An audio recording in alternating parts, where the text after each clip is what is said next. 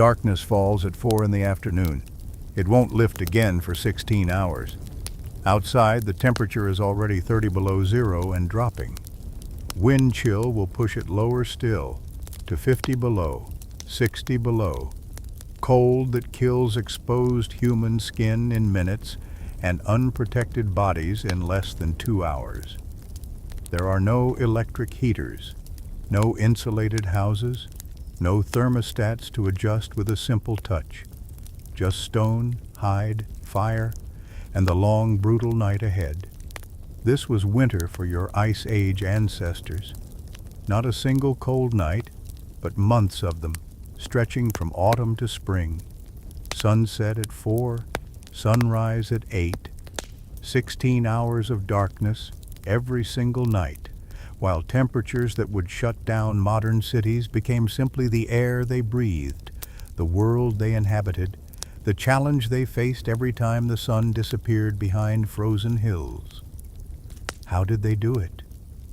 How did tropical primates, bodies designed for African warmth, survive the coldest nights Earth has experienced in hundreds of thousands of years? Tonight's story answers that question, not through dramatic survival tales or dangerous adventures, but through the quiet, practical, ingenious strategies that transformed deadly Ice Age nights into survivable time. We'll sit by the fire in a rock shelter as darkness settles. We'll watch 37 people prepare for the long night ahead. We'll discover the shelters they chose and modified, the fires they maintained hour after hour, the furs they layered against killing cold, the food they stored when hunting became impossible, the warmth they shared body to body through the darkness. We'll hear the stories they told that passed survival knowledge to children. We'll see the tools they made by firelight. We'll understand how cooperation and planning and accumulated wisdom made the impossible possible. This isn't a story about superhumans or extreme survival. It's about ordinary people doing extraordinary things through preparation, knowledge, and working together. It's about fire that couldn't be allowed to die, shelters engineered for maximum warmth, clothing systems that created portable heat, social bonds that multiplied what any individual could achieve.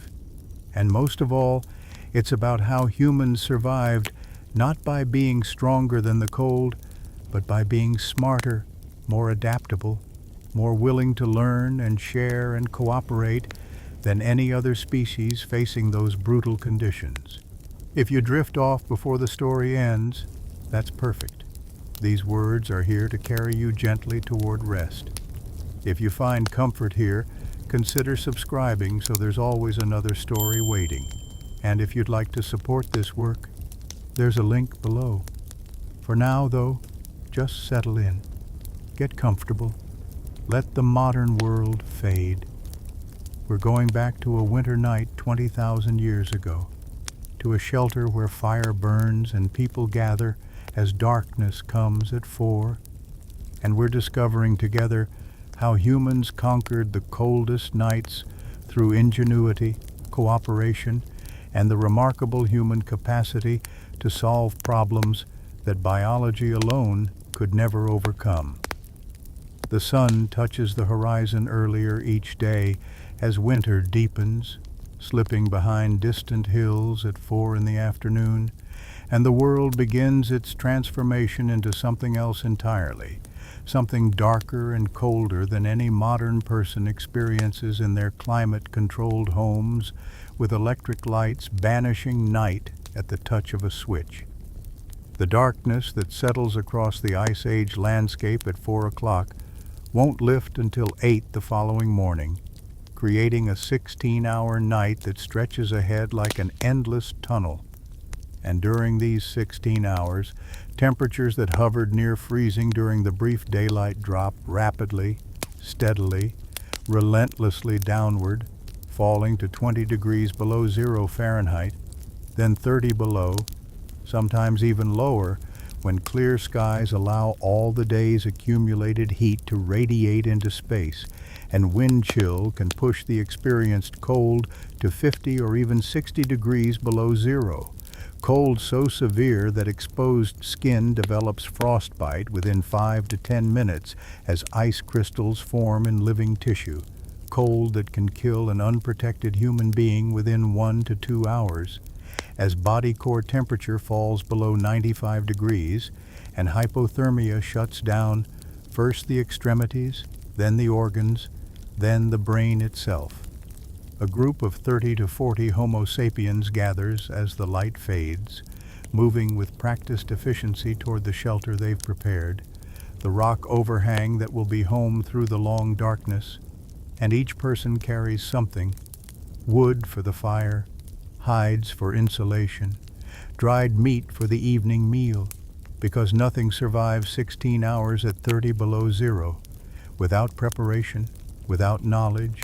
without the accumulated wisdom of generations who learned through trial and sometimes through death what works and what fails when darkness comes at 4 and the killing cold settles in. The entrance faces south, positioned to capture every possible moment of winter sun during the brief 4-hour window of daylight,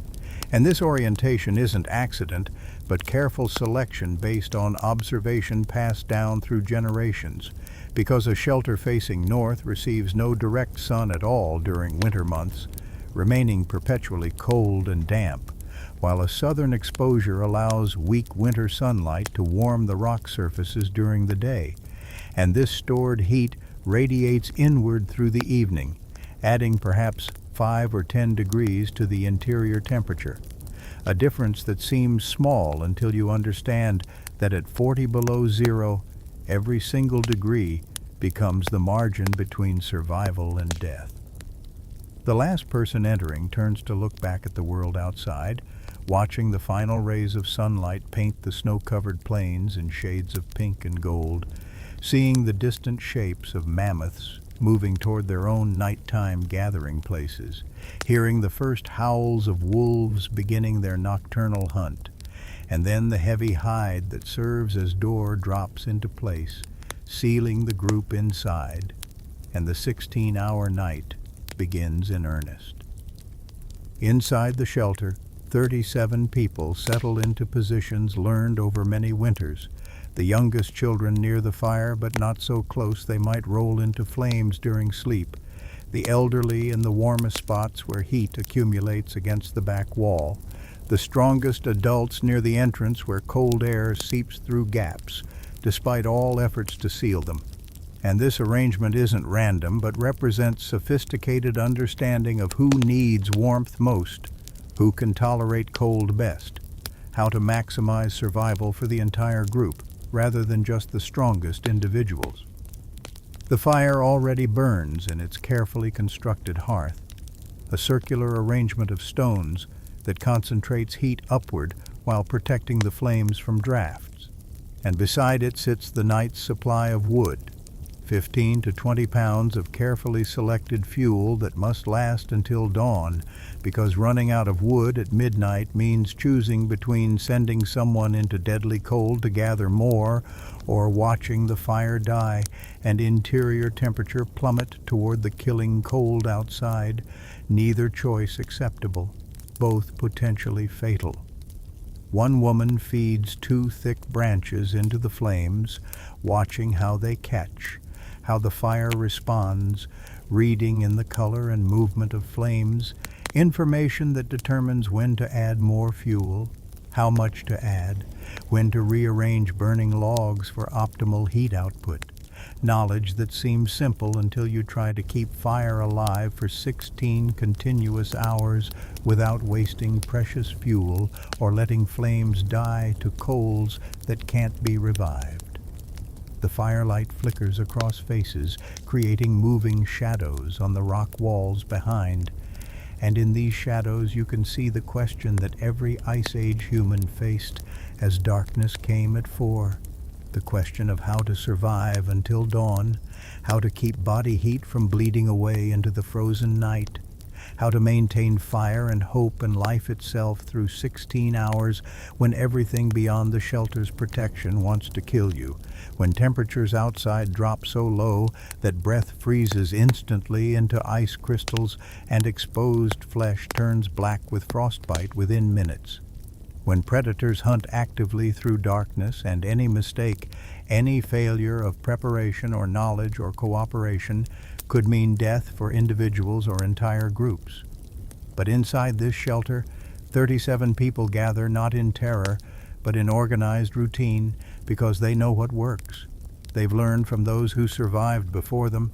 They understand that Ice Age nights are survivable through combination of carefully chosen shelter, constantly maintained fire, layered insulation, stored food, group cooperation, and accumulated cultural knowledge transmitted from elders to children around flames that must never die. And as the last light fades outside and true darkness settles in, the group begins the practices and rituals and simple survival tasks that will carry them through to morning, that will transform 16 hours of potential death into time for rest, for stories, for teaching, for the social bonding that makes humans more than just individual survivors, but rather communities that endure together through the harshest conditions Earth has known in hundreds of thousands of years.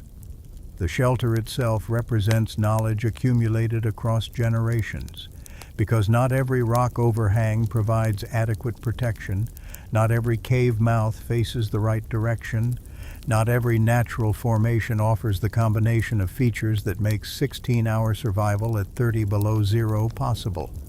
And the difference between a good shelter and a poor one can mean the difference between waking to another day and freezing silently in sleep as body heat drains away through poorly insulated walls or badly positioned openings. This particular shelter was chosen 5 winters ago when the group's previous home collapsed under snow weight, killing 3 people and forcing desperate search for new protection. And the elder who selected this site examined dozens of possibilities before finding one that met all requirements, walking miles through brutal cold to inspect rock formations, testing wind patterns by watching how snow drifted around openings, checking for water seepage that would make floors perpetually damp and cold, looking for signs that previous groups had used the space successfully, reading in blackened rock and worn stone the evidence of past fires and past survival. The overhang extends 20 feet deep into the hillside and 30 feet wide, creating space enough for 37 people to sleep, work, and live through winter darkness. And the ceiling slopes upward toward the back, rising from 8 feet at the entrance to perhaps 12 feet at the deepest point. And this shape matters because smoke from the fire rises naturally toward the higher back area, where a crack in the rock allows it to escape without accumulating in breathing space. A natural ventilation system that prevents carbon monoxide poisoning, prevents the thick, choking smoke that killed an entire family 3 winters back in a shelter with no way for smoke to exit, found frozen and unmoving around a fire that still burned, victims of invisible gas that steals consciousness before the body even knows it's dying. The entrance measures 12 feet wide and 8 feet high, large enough for people to enter upright but small enough to seal effectively. And here, human engineering has modified natural formation because a completely open entrance would allow wind to blow directly inside, creating drafts that would make fire impossible to maintain and cold impossible to escape. Stone walls have been built on both sides of the opening, stacked rocks chinked with moss and clay gathered from a stream bed 2 miles distant, each stone placed carefully to interlock with those around it, creating stable walls that rise 6 feet high and narrow the entrance to perhaps 6 feet wide, reducing the opening by half. And this narrowing has immediate effect on wind patterns, because instead of flowing freely into the shelter, wind now hits these walls and deflects upward, sliding over the top of the entrance rather than penetrating inside, and the difference is measurable. Temperatures inside stay 5 to 10 degrees warmer simply because of these carefully positioned stone walls that break wind's direct force. But the entrance isn't left even at 6 feet, because that would still allow too much cold air to enter, still create drafts that would make the space near the opening uninhabitable. So across this reduced opening hangs a carefully constructed windscreen, a wooden frame covered with 3 overlapping layers of reindeer hide, the innermost hide treated with fat to make it more pliable and less likely to crack in cold, the middle hide providing insulation, the outer hide weatherproofed with a mixture of fat and ochre that sheds snow and ice. And these 3 layers together create barrier that blocks wind almost completely, while still allowing some air exchange necessary for breathing and fire, because a completely sealed shelter would suffocate its inhabitants within hours as 37 people and 1 fire consume all available oxygen. The windscreen can be lifted from bottom for entry and exit, and during the day when people move in and out, gathering wood or checking food storage areas, or venturing out for quick necessities, it's raised and lowered dozens of times. But once darkness falls and the group settles for the night, the windscreen drops fully into place and is sealed with rocks along the bottom edge, creating as complete a barrier as possible. And this sealing ritual marks the true beginning of night,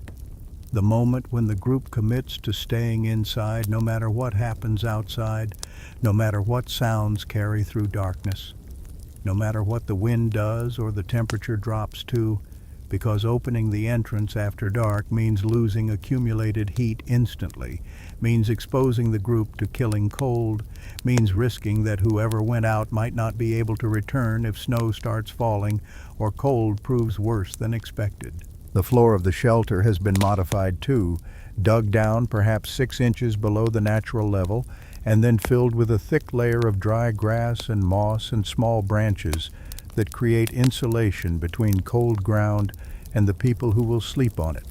because ground in winter is frozen solid, and touching it directly would drain body heat through conduction, would make sleeping on stone floor equivalent to lying on a block of ice. And this insulation layer makes the difference between sleep and constant shivering, between rest and exhaustion, between surviving through dawn and weakening so much that sickness takes hold and death follows.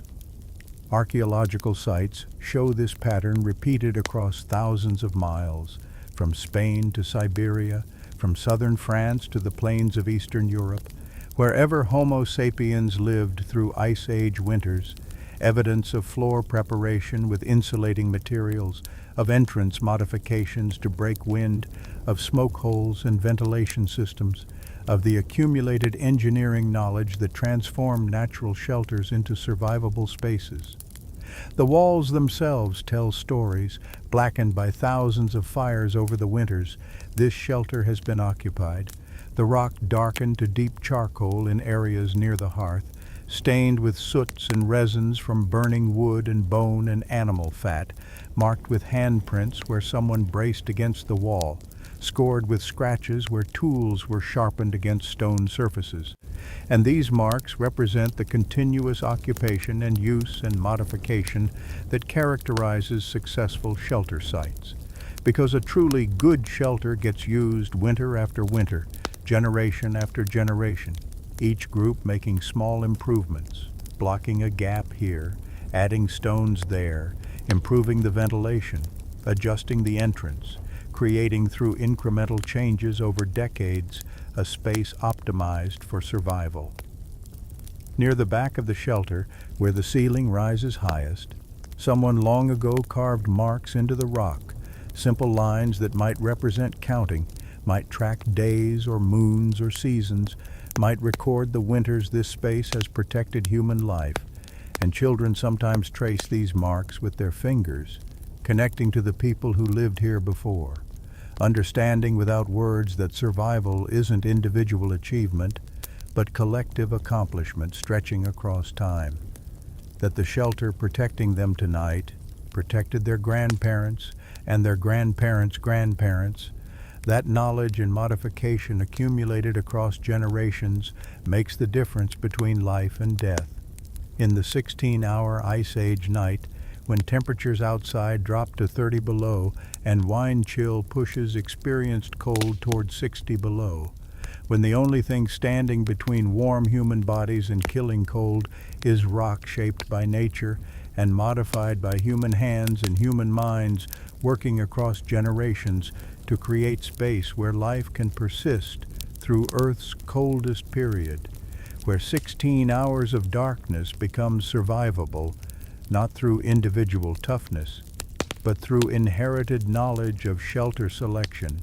wind breaking, insulation, ventilation, and the small but crucial modifications that transform natural formation into human home, capable of protecting 37 people through the longest, coldest nights known to human experience. Fire maintenance through a 16-hour Ice Age night represents not simply keeping flames alive, but rather managing a complex life support system requiring constant attention, specific knowledge, and organized cooperation, because a single fire capable of warming an enclosed shelter housing 30 to 40 people consumes approximately 15 to 20 pounds of dry wood through the long darkness, meaning that every single day during winter months, a significant portion of the group's daylight hours must be devoted to gathering dead standing trees, which burn better than fallen wood because they retain less moisture, breaking or cutting these trees into manageable pieces despite winter cold that makes wood brittle and hands numb, transporting the wood back to the shelter often across snow or ice and storing it in a drying area near the existing fire so that by evening the wood contains minimal moisture and will burn efficiently rather than smoking or smoldering. The wood stacked beside tonight's fire represents 3 people's full day of work, 6 hours of searching through snow-covered landscape for standing dead wood, testing each tree by striking it to hear if the sound rings hollow indicating dryness or thuds dully indicating moisture, selecting pieces that will burn slowly and steadily rather than flashing hot and dying quickly. And this selection requires knowledge of wood types, understanding that oak burns longer than pine, that birch creates excellent coal bed for sustained heat, that resinous woods produce more smoke and should be avoided in enclosed spaces, knowledge accumulated through observation and teaching, and sometimes through mistakes that filled a shelter with choking smoke or consumed all fuel by midnight, leaving the group to face 8 more hours of darkness with dying fire and plummeting temperature. Through the night itself, individuals working in rotating shifts must add fuel to the fire every 1 to 2 hours, maintaining the delicate balance where flames stay strong enough to provide heat, radiating outward to where people sleep 10 or 15 feet away, keeping interior temperature around 40 to 50 degrees Fahrenheit compared to 30 below zero outside, a differential of 70 to 80 degrees created and maintained by controlled combustion of carefully selected wood.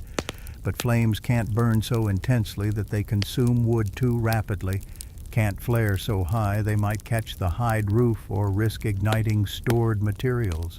can't produce smoke faster than ventilation can carry it away, and maintaining this balance requires reading fire's behavior, watching flame color which shifts from yellow to blue as combustion efficiency changes, listening to the sounds wood makes as it burns, which indicate moisture content and burning rate, feeling the heat radiating outward to judge if more fuel is needed or if current fire is adequate. Knowledge that seems intuitive until you try to keep fire alive for 16 continuous hours without wasting precious fuel or letting flames die to coals that can't be revived without significant effort and loss of accumulated heat.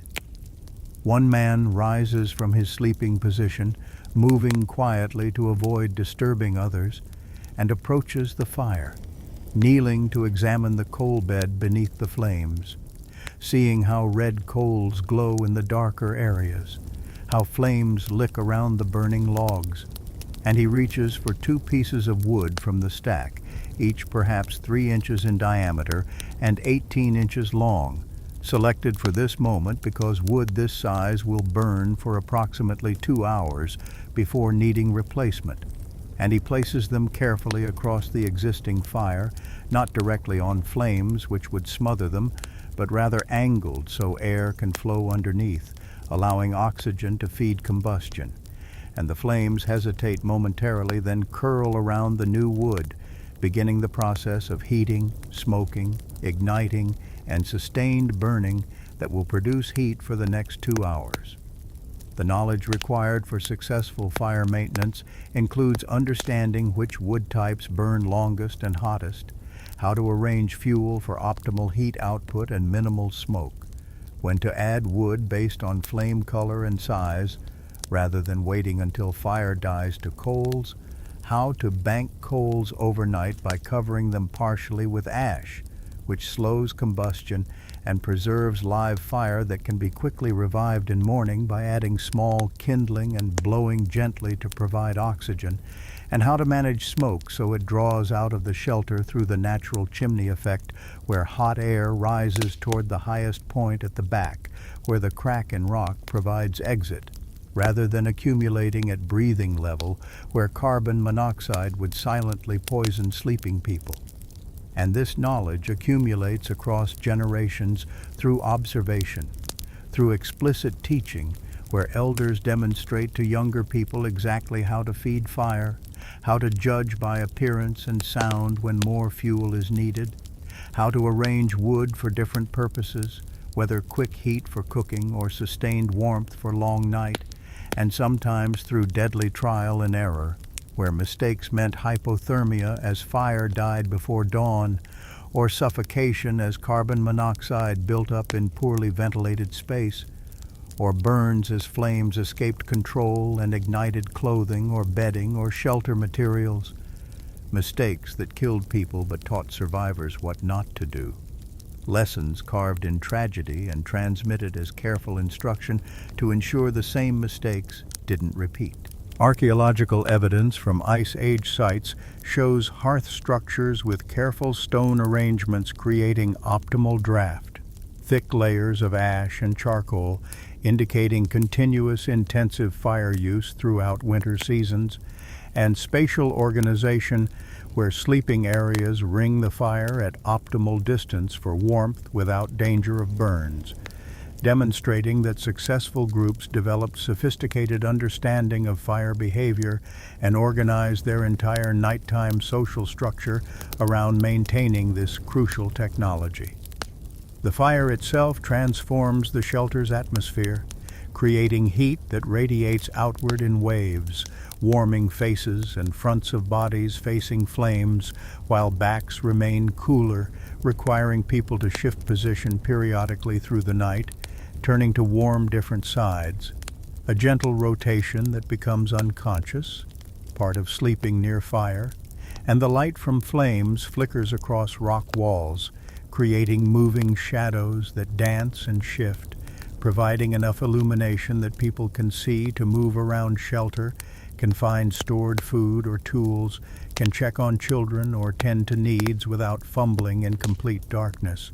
because 16 hours of absolute dark would be psychologically crushing, would create disorientation and fear, while firelight provides constant reference point, steady presence that says, we're here, we're alive, we're maintaining the warmth that keeps death outside where it belongs. The smoke rises in a steady column toward the back of the shelter where it finds the crack in rock and exits, and people sleeping near the fire breathe air tinged with wood smoke, a smell that permeates clothing and hair and skin,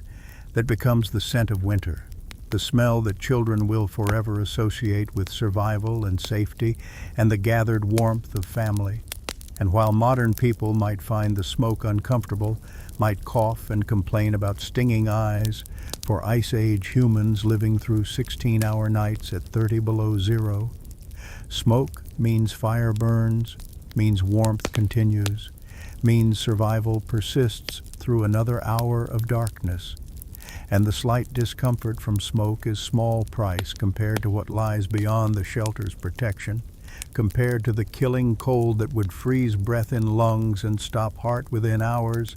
making smoke not an annoyance but rather evidence of the flames that cannot, must not, will not die until sunrise. 8 hours from now returns light and relative warmth to the frozen world outside. Insulating clothing systems represent portable warmth, technology that allows human bodies to maintain 98.6 degree core temperature in environments where air temperature drops to 30 below zero, creating a differential of more than 120 degrees between body heat and ambient cold. And this maintenance requires multiple layers of carefully prepared materials arranged in specific order to trap body heat while managing moisture that human skin constantly produces, even in extreme cold. Because wet clothing loses insulating properties rapidly, becoming conductor of heat away from body rather than insulator holding heat close, and people who sweat during exertion and then allow moisture to soak into furs will freeze far faster than those who manage moisture through proper layering and ventilation. The woman sitting near the fire wears 5 distinct layers, and each layer serves specific purpose in the integrated system that keeps her alive through the 16-hour night. And looking at her, you see first the outer layer, a hide garment made from reindeer skin with the hair left on and facing outward, treated with mixture of fat and ochre that makes it somewhat water resistant, able to shed snow and ice rather than absorbing moisture. And this outer layer blocks wind completely, preventing moving air from reaching the inner layers where wind would strip away accumulated heat through convection. And the hide is thick enough and stiff enough that it holds shape away from body, creating airspace between outer layer and middle layer. And this dead airspace provides additional insulation because air that isn't moving conducts heat very slowly, acts as buffer between body warmth and outside cold. Beneath the outer layer, she wears a middle layer of thick fur. Bear fur in her case, though mammoth fur or wolf fur or multiple reindeer hides sewn together serve equally well. And this layer is where primary insulation occurs, because fur traps vast quantities of still air between individual hairs, and these tiny air pockets prevent heat from radiating away from skin surface, hold warmth close to body. And the thickness of this fur layer, perhaps 2 inches of dense hair, creates substantial barrier that cold must penetrate to reach skin. And the penetration happens slowly, gradually, giving body time to produce more heat through metabolism, through shivering if necessary, through eating food that gets converted to energy and heat. Beneath the fur layer, she wears another hide layer, this one made from softer, thinner skin with the hair facing inward against her skin, and this innermost layer serves crucial function of absorbing moisture that skin produces, wicking sweat away from skin surface before it can accumulate and make skin wet.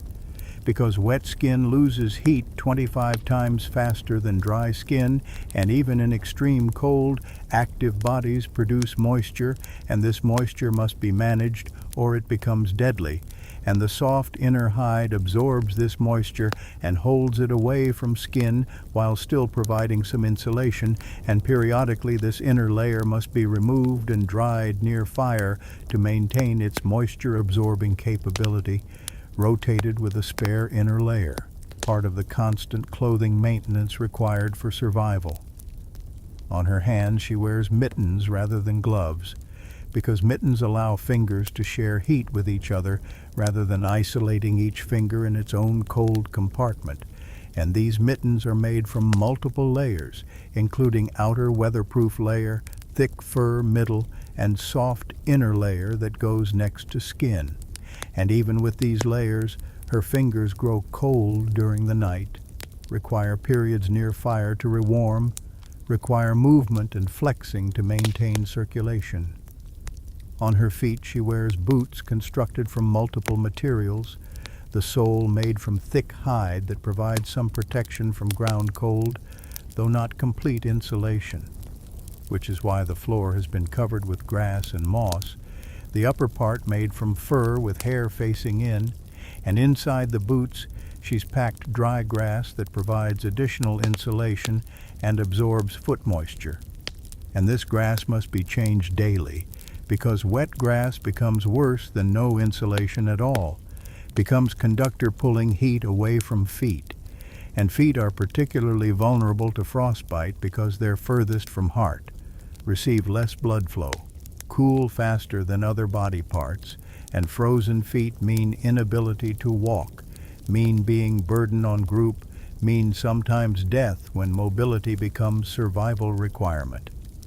Around her head she wears a hood made from wolf fur, covering ears, which are extremely vulnerable to frostbite because they have large surface area relative to volume and minimal fat protection and limited blood flow. And the hood extends forward around face, protecting nose and cheeks, and she can pull hide strip across mouth and nose when going outside, warming air before it enters lungs because breathing 30 below air directly can damage lung tissue, can cause coughing and pain and long-term breathing problems. All told, her clothing system weighs perhaps 15 to 20 pounds, significant burden that requires energy to carry. But this weight is distributed across her entire body, becomes part of her, and the warmth it provides is worth far more than the energy cost of carrying it, because without these layers she would die within 2 hours of exposure to the cold outside, while with them she can survive 16-hour nights, can even venture outside briefly when necessary, can maintain body heat as long as clothing stays relatively dry and layers remain properly arranged. The preparation of these clothing materials represents enormous investment of time and knowledge because hides must be carefully removed from animals, must be scraped to remove all fat and tissue which would rot and smell and attract scavengers, must be treated with mixtures of brain tissue and fat that make them soft and pliable rather than stiff and brittle, must be smoked to preserve them and make them somewhat water resistant, and furs must be prepared differently from hides, must be treated to prevent hair from falling out, must be kept soft so they don't stiffen into boards that provide no insulation. And all this work happens during autumn when successful hunts provide materials and before winter cold makes working with wet hides impossible. And the woman wearing these 5 layers is wearing the product of probably 30 to 40 hours of skilled labor by multiple people, wearing technology as sophisticated in its way as any modern cold weather gear, wearing the difference between survival and death in the Ice Age winter night. Children learn clothing care from early age, learning to check for tears that would let warmth escape, learning to dry garments without placing them so close to fire that they scorch, learning to replace inner layers when they become too moisture-laden, learning to pack boots with fresh grass daily, learning the constant vigilance and maintenance that keeps insulating systems functional through months of continuous wear in extreme conditions, and this knowledge transmission ensures that each generation understands that clothing isn't decoration or simple covering, but rather life support system, requiring attention and care and respect, portable warmth that makes 16-hour nights at 30 below survivable for bodies that evolved in African heat, bodies that have no biological cold tolerance, but instead survive through technology, through knowledge, through the carefully layered furs that hold heat close and keep the killing cold at bay. Bedding insulation transforms cold stone floor into sleeping surface where bodies can rest for 10 to 12 hours without losing so much heat through contact with ground that hypothermia sets in during sleep, because ground in winter is frozen solid, remains at temperature close to outside air, conducts heat away from any warm body touching it with relentless efficiency, and sleeping directly on stone floor would be equivalent to lying on a block of ice, would drain body heat faster than metabolism could replace it, would wake people repeatedly as cold penetrated through clothing, would prevent the deep restorative sleep necessary for health and survival, or worse, would allow people to slip into hypothermia during sleep, core temperature dropping gradually through the night until they simply didn't wake in morning, died quietly in their sleep from cold that crept upward from the frozen ground beneath. The sleeping area in this shelter has been prepared with thick layer of dry grass, gathered during autumn when grasses reached full height, before winter killed them, cut with stone tools and carried back in bundles. Perhaps 200 pounds of grass total spread across the sleeping area in layers 6 to 8 inches deep, and this grass layer serves as primary insulation barrier between frozen stone and the people who will sleep on it, because grass stems are hollow and filled with air, and these tiny air pockets prevent cold from conducting upward, force heat to move slowly through the maze of stems and air spaces, and the thickness of the layer matters enormously because 2 inches of grass provides minimal insulation while 8 inches creates effective barrier, and the difference between insufficient grass and adequate grass is the difference between miserable, cold-disrupted sleep and actual rest. The grass must be dry because wet grass loses most of its insulating value, becomes compressed and matted, allows cold to conduct through moisture, and keeping grass dry through months of winter occupation requires care, requires that people entering shelter shake snow from clothing before stepping onto sleeping area, requires that moisture from breath and bodies doesn't condense on grass at edges where it's coldest, requires sometimes removing sections of grass that have become damp and replacing them with fresh grass from the reserve supply kept in drier area near fire. And this maintenance represents ongoing work, part of the constant effort required to maintain survival conditions through weeks and months of ice age winter. On top of the grass layer lie animal hides, primarily reindeer and bison hides, because these animals are relatively common and provide large surfaces, and these hides create smoother sleeping surface than grass alone, prevent grass stems from poking through clothing, and provide additional insulation layer, and the hides are arranged overlapping so there are no gaps where cold could seep through, creating continuous insulated surface perhaps 30 feet wide and 15 feet deep,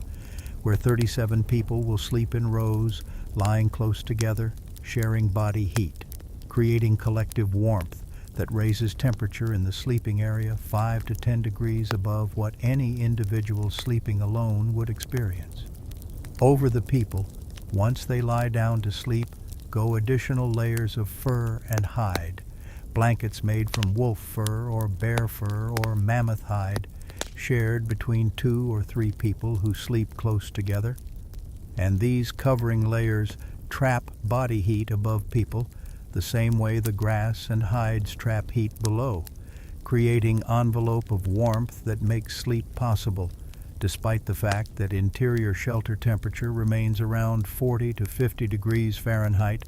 still cold enough that breath is visible, still requiring that people sleep fully clothed in their multi-layer clothing systems, but warm enough that sleep can occur, that bodies can rest rather than shivering constantly trying to generate heat. The sleeping arrangements follow pattern where the youngest children and oldest adults, those most vulnerable to cold, sleep in positions nearest the fire and farthest from the entrance where cold air seeps in despite all efforts to seal it, while the strongest adults sleep in the colder positions nearer the entrance, and this arrangement represents social decision to protect most vulnerable, to maximize survival for the group as a whole rather than allowing strongest to claim best positions. And this cooperation, this willingness to accept cold position so that grandmother or young child can sleep in warmer spot, represents the social bonds that make group survival possible, represents the recognition that group must care for all its members if it's to persist across generations. Through the night, sleepers shift position frequently, turning to warm different sides, curling tighter when cold, stretching toward fire when possible. And these movements happen largely unconsciously,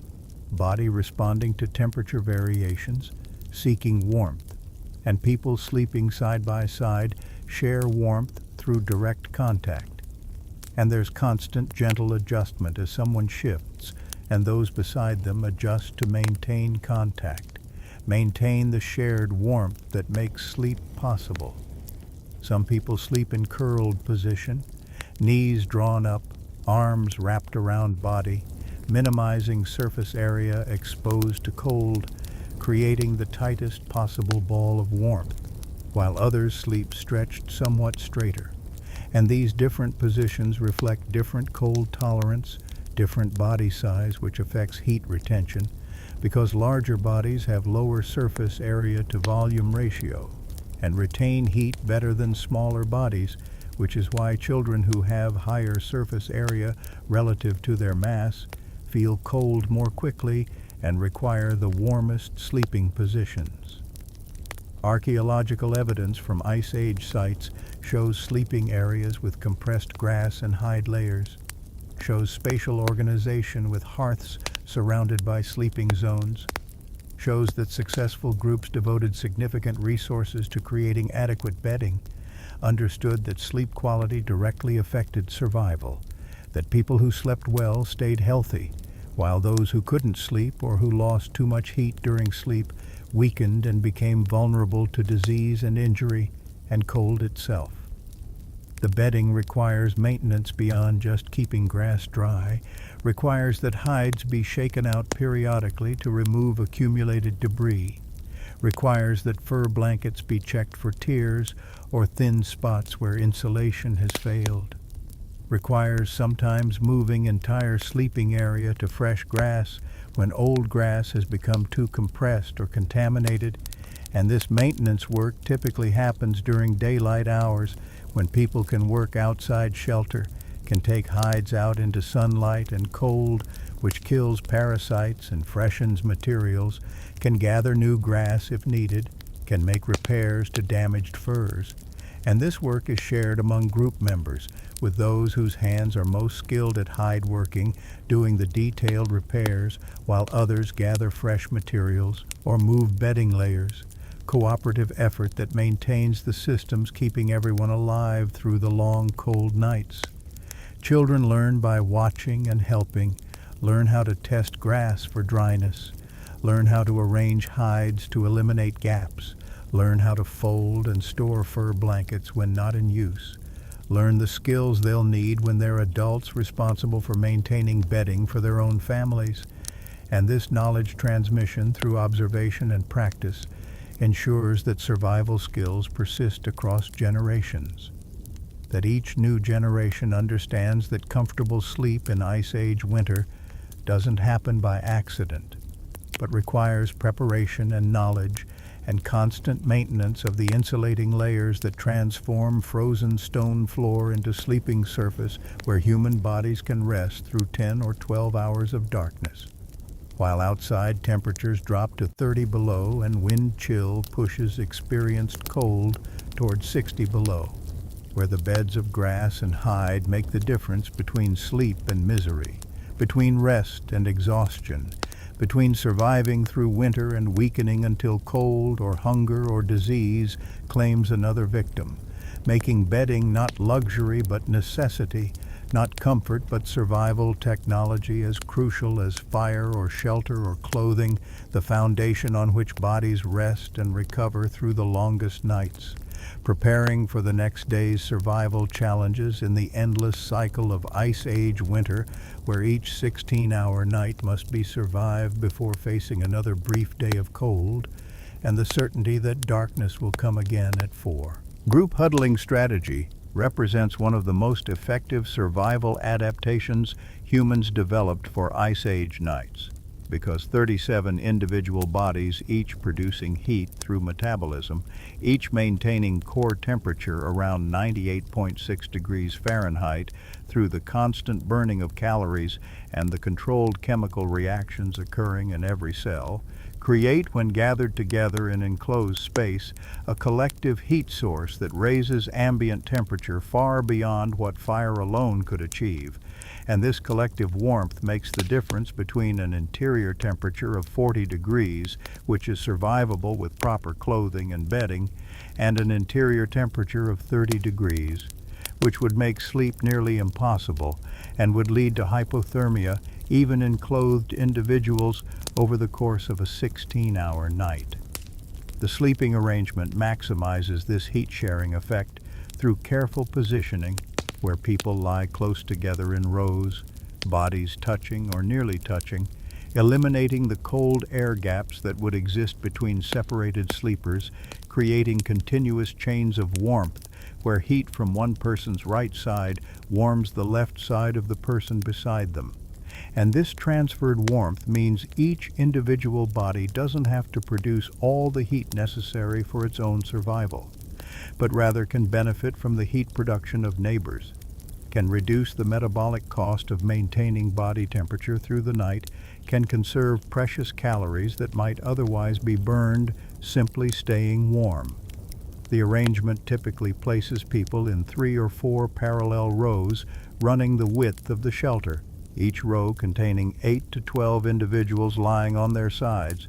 and people in the middle positions, surrounded on both sides by warm bodies. Experience the warmest conditions, might even feel comfortable enough to loosen outer clothing layers slightly, while people at the ends of rows with cold air on one side and warm body on the other experience colder conditions, feel the differential clearly, need to keep all clothing layers secure, and might pull fur blankets tighter around themselves. Through the night there's gradual rotation,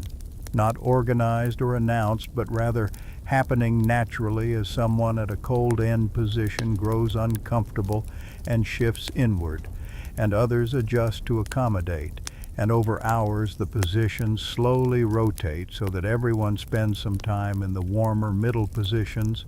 and some time at the colder edge positions. Democratic sharing of warmth and cold that prevents any individual from bearing the full burden of edge position through the entire night.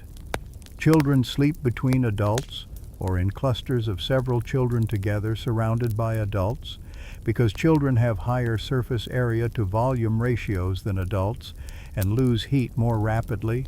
need extra warmth to maintain body temperature through the night, and placing them in the warmest positions, often 2 or 3 children nestled together between 2 adults who can share body heat from both sides, ensures that the most vulnerable members of the group receive maximum thermal protection. Elderly individuals similarly receive preferential positioning, placed in warm spots near fire,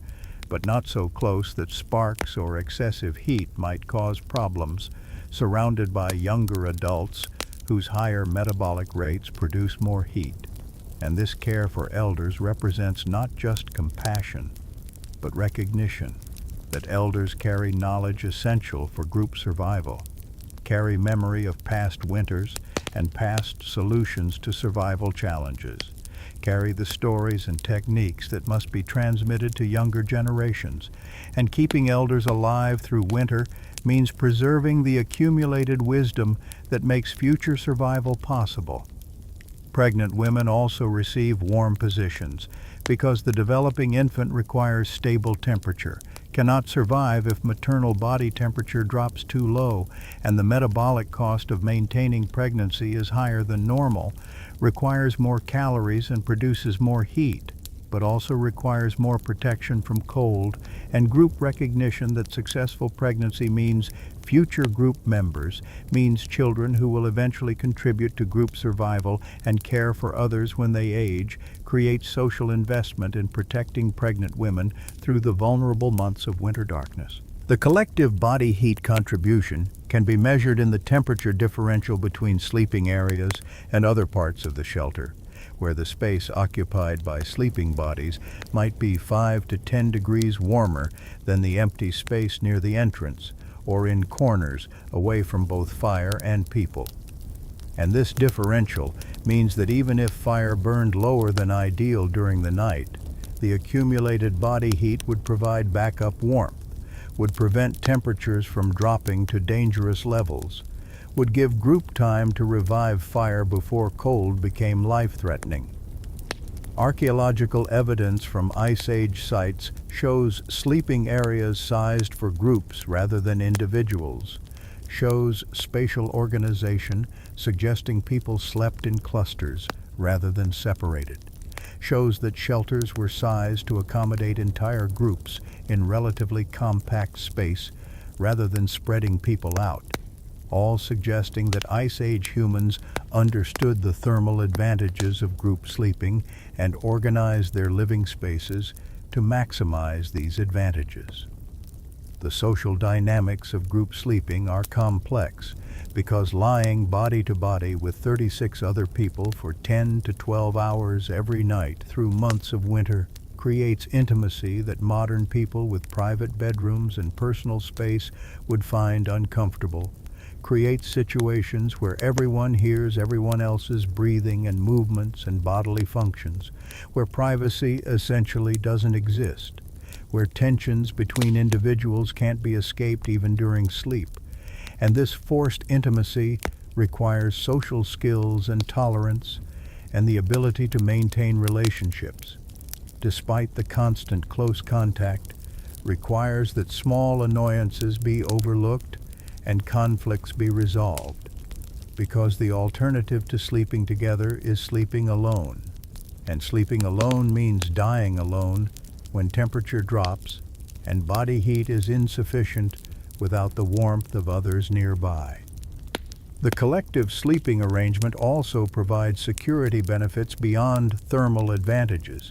because predators approaching the shelter encounter not individual vulnerable humans, but a group. And the sounds of many people breathing and shifting create acoustic signature that warns predators of numbers,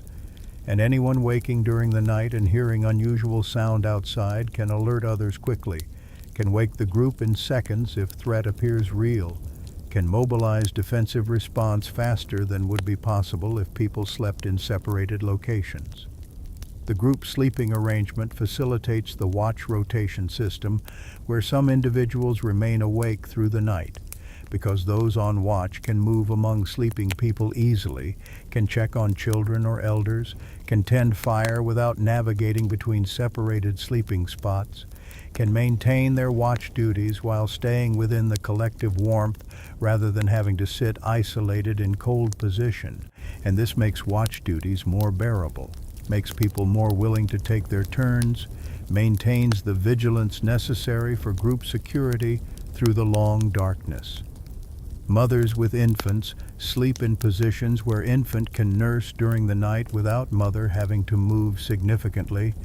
where infant's cries can be quickly soothed before waking the entire group, where infant is protected between mother's body and another warm body or shelter wall, creating nest of warmth for the smallest, most vulnerable member who cannot yet regulate body temperature effectively, and depends entirely on external warmth for survival through the cold night. The body heat sharing extends beyond just passive warmth radiation, includes active behaviors like sharing fur blankets between 2 or 3 people, like curling together for extra warmth when cold feels particularly penetrating, like larger people positioning themselves to shelter smaller people from drafts, like the unconscious shifting and adjusting through the night that maintains optimal contact for heat transfer while still allowing some movement and comfort. Through the darkness, the sleeping area becomes like a single large organism, breathing collectively, shifting and adjusting as one, generating warmth through the combined metabolism of 37 individual bodies that together create survival conditions that none could achieve alone. demonstrating that Ice Age night survival depended fundamentally on cooperation, on willingness to share warmth and space and comfort, on recognition that individual survival was impossible without group survival, that keeping everyone alive meant everyone stayed warmer than if the group had tried to rank people and exclude some from the warmest positions, that the collective heat generated by 37 bodies sharing space was greater than the sum of 37 individual heat sources, creating through cooperation and proximity a microclimate within the shelter that made 16-hour nights at 30 below zero survivable, not through individual toughness, but through collective warmth, through bodies that share heat as freely as they share shelter and food. And the long dark hours waiting for sunrise that won't come until 8 in the morning, when finally the collective warmth can be supplemented by the weak winter sun, and the group can emerge from their shared sleeping arrangement into another day of survival challenges, knowing they'll gather again as darkness comes at 4, knowing their survival depends on returning to the collective warmth, to the bodies that share heat through the killing cold of Ice Age night. Nighttime social cooperation through rotating shifts ensures that 5 to 8 people remain awake at any given time through the 16-hour darkness, maintaining fire, watching for predators or other threats, working on tools or preparing materials for the next day, and providing social interaction that prevents the isolation and fear that constant darkness might otherwise produce, because 16 hours is a long time to spend in dim firelight within stone walls, long enough that without structured activity and social engagement, the mind might turn to worry or fear or the oppressive awareness of cold and darkness pressing in from all sides. The watch rotation is informal but consistent, based on natural sleep rhythms, where some people sleep early and wake in the middle of the night, while others stay awake late and sleep deeper toward morning.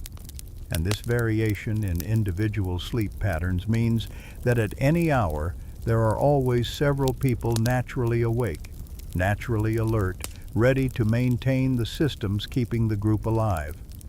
One woman sits near the fire at what she estimates must be near midnight based on how long she's been awake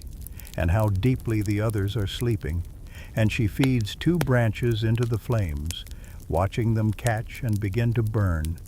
And beside her sits a man working on a spear point, carefully chipping flakes from a piece of flint to create the sharp edge that will penetrate hide and flesh when the weapon finds its target. And the work is precise and meditative, requiring focus, but not intense concentration. Perfect activity for the long, quiet hours of night watch, when attention must be available for sudden emergencies, but when most of the time passes peacefully, requiring occupation to prevent boredom without demanding so much attention that important sounds or movements might be missed. The 2 watchers talk quietly, voices low to avoid waking sleepers, but conversation real and engaged, discussing the upcoming hunt planned for 2 days hence, when the men will track the reindeer herd that was spotted yesterday moving through the valley 3 miles north, and they talk about who will go and who will stay, about the weapons that need final preparation, about the strategy for approaching the herd given wind direction and terrain. And this conversation serves multiple purposes beyond just planning, serves to pass time, to maintain social bonds, to keep both people alert through the engagement of discussion, to share knowledge about hunting techniques and animal behavior, and to create the sense that even in the deep middle of night, when most people sleep and darkness presses close, human community continues, human minds continue working and planning and connecting. Across the shelter, another man sits awake, checking on his youngest child who has been coughing slightly, feeling the child's forehead for fever, adjusting the fur blanket to ensure warmth without overheating. And this kind of monitoring happens continuously through the night. Watchers checking on vulnerable individuals, noting if someone seems to be sleeping poorly or showing signs of illness, and this vigilance catches problems early, allows intervention before minor issues become major crises, and represents the caregiving that extends beyond daylight hours, that continues through darkness because sickness doesn't wait for convenient times, and children need attention whenever need arises. Near the entrance, a woman sits in the coldest spot,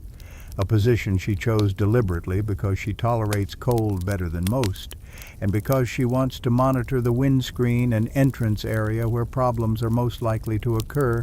where the seal might fail, allowing cold air to rush in, where predators might push against the hide trying to enter, where snow might pile up outside creating pressure. And she listens carefully to the sounds from outside, the wind howling across the plains, the occasional crack of a tree branch breaking under ice weight, the distant howls of wolves hunting through the darkness. And these sounds tell stories about conditions outside, about wind direction and intensity, about predator locations and movements, about whether snow is falling or stars are visible. And this awareness of outside conditions helps the group prepare for morning, helps them know what they'll face when daylight returns, and they must venture out for wood gathering or hunting or checking food storage areas. The watch rotation changes gradually through the night, with some people sleeping for several hours, then waking naturally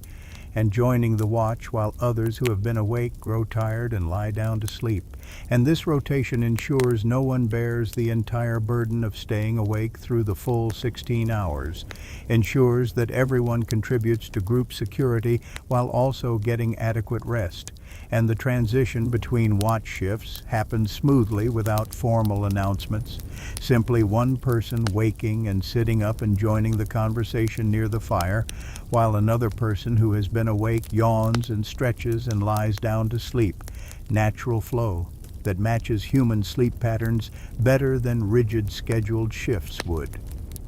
The activities during watch hours vary depending on individual skills and current needs, with some people working on tool maintenance, sharpening stone points that have dulled, replacing broken handles, preparing new tools for future use,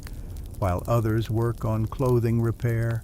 sewing torn seams with bone needles and sinew thread, softening hides that have stiffened, treating furs to maintain their insulating properties, and still others work on food preparation, checking stored meat for spoilage, organizing supplies, preparing materials for the morning meal when the group will wake hungry after the long night.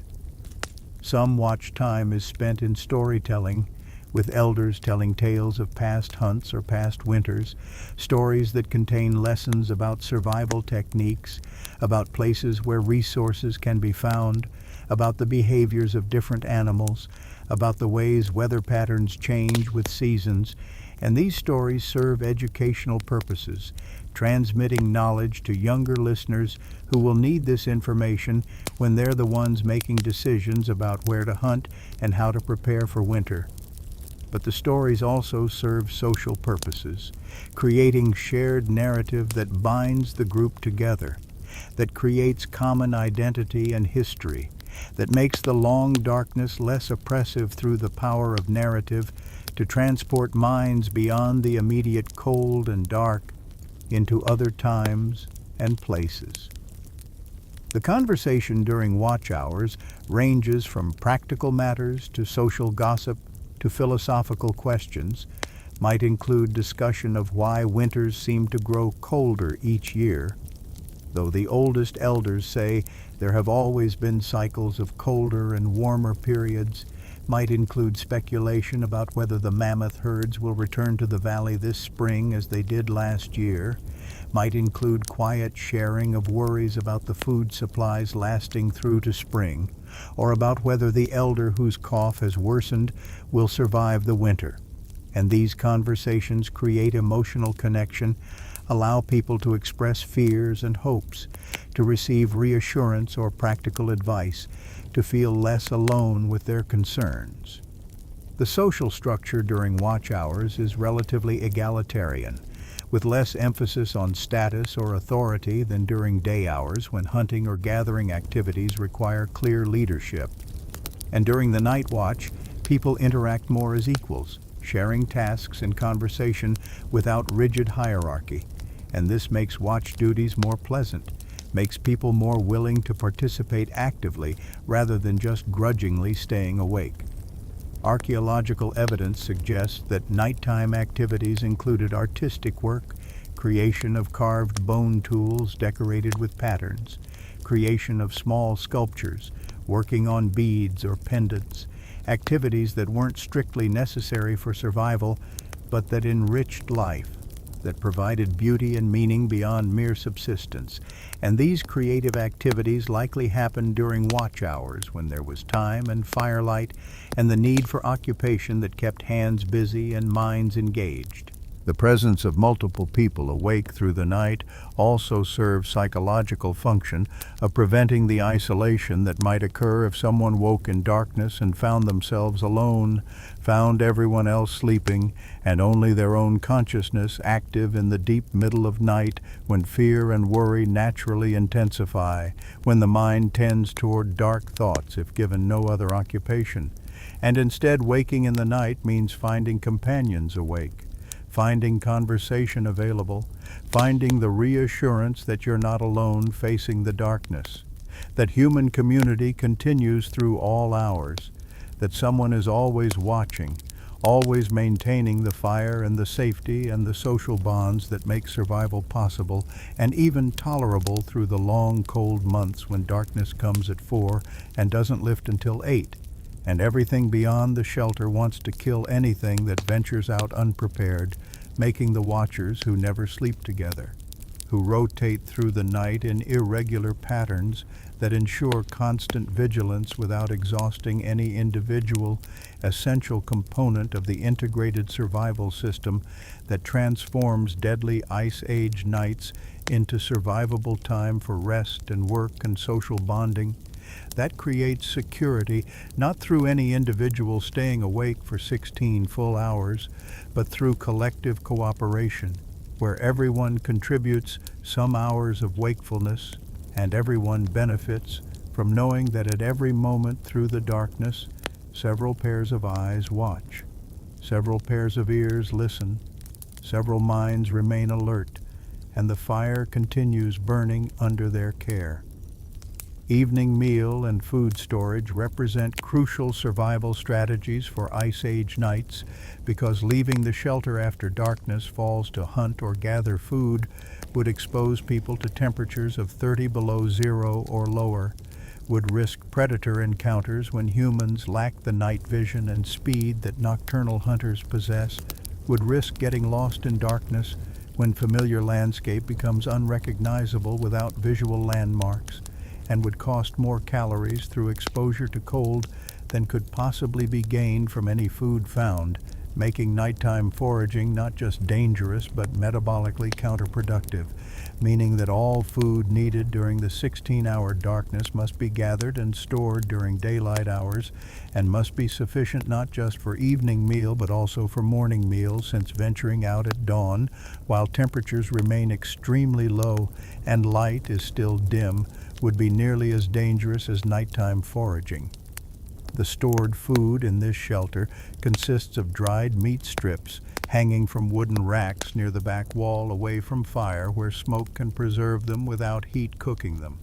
Perhaps 50 pounds of preserved reindeer and bison meat representing successful hunts from recent weeks. And this meat has been cut into thin strips and hung in cold, dry air and smoke from the fire, which dehydrates the meat and creates environment where bacteria cannot grow, transforming fresh meat that would spoil within days into preserved meat that can last for weeks or even months if kept cold and dry. Additional stored food includes smoked fish, caught during autumn when runs filled the rivers, and preservation techniques allowed the catching of hundreds of fish in a single day, which were then smoked for days over slow fires, creating food source that provides different nutrients than meat, provides fatty acids essential for brain function and hormone production, provides variety in diet that prevents the nutrient deficiencies that would result from eating only meat or only plant foods. And these fish hang beside the meat, dark and hard and requiring soaking in water or long chewing to become edible, but providing reliable calories through the lean winter months when fresh food is scarce. In leather bags near the sleeping area sit roots and tubers dug from the ground before it froze solid,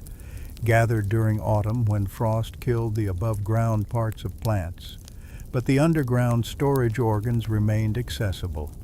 and these roots provide carbohydrates that meat and fish lack, provide fiber that aids digestion,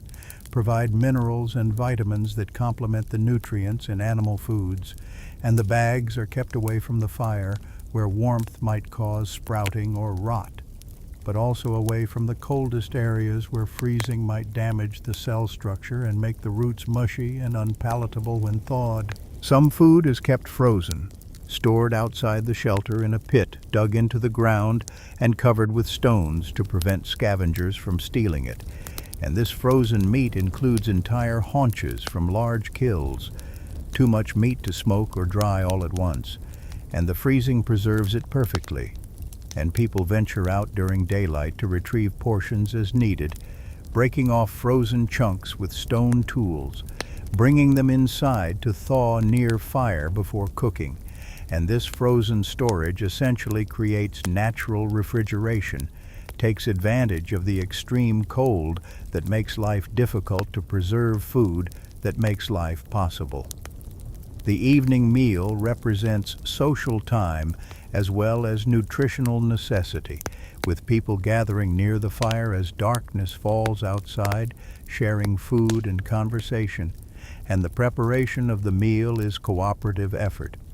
with some people managing the fire and the cooking, while others distribute portions, ensuring everyone receives adequate nutrition with extra portions going to those who need more calories, pregnant women and nursing mothers and people recovering from illness and children going through growth spurts. And this differential distribution represents social decision to prioritize group survival over strict equality, recognizing that some individuals need more food at certain times and that feeding them adequately benefits the entire group by maintaining health and strength across all members. The cooking itself is relatively simple, with meat either eaten dried as it comes from storage or softened by heating near fire. And roots might be roasted in coals at the edge of the fire or boiled in water heated by dropping hot stones into leather containers. And fat might be melted and mixed with dried meat and roots to create high-calorie mixture that provides quick energy and sustained warmth through the night. The caloric requirements during Ice Age winter are substantially higher than during warmer seasons or than modern people in heated environments require, because maintaining body temperature in extreme cold demands constant energy expenditure, and people living through Ice Age winters probably needed 3,500 to 4,500 calories per day compared to 2,500 to 3,000 calories that would suffice in temperate conditions. And this increased caloric need means that food is not just fuel, but rather life support. And inadequate food means body temperature drops, means immune system weakens, means susceptibility to disease increases, means wounds heal more slowly, means all the stresses of Ice Age winter compound until minor insufficiency becomes major crisis. The stored food represents not just the successful hunts and gathering expeditions of autumn, but also the planning and foresight to preserve more food than was immediately needed, to think ahead to winter when fresh food would be scarce, to invest time and effort into smoking and drying and storing when it would have been easier to simply eat everything fresh. And this ability to delay gratification, to work for future benefit rather than immediate consumption, represents cognitive sophistication that distinguishes humans from most other animals, and that makes winter survival possible. because without stored food, no amount of shelter or clothing or fire could prevent starvation during the long months when game is scarce and plants are dormant, and successful hunts might occur only once every week or two, insufficient to meet the daily caloric needs of 37 people. Archaeological evidence from Ice Age sites shows storage pits, shows evidence of food preservation through smoking and drying, shows seasonal patterns in food remains where autumn layers contain many animal bones from intensive hunting and processing, while winter layers show more moderate consumption, suggesting stored food being carefully rationed, shows that successful groups developed sophisticated food storage and preservation techniques, and that these techniques were as essential to survival as any other technology. The distribution of food during the evening meal also serves social function of reinforcing group bonds, with successful hunters who brought in the meat receiving recognition and gratitude, with the person who organized food storage receiving acknowledgement for their planning, with everyone understanding that their survival depends on collective effort, on people performing different roles that all contribute to group success,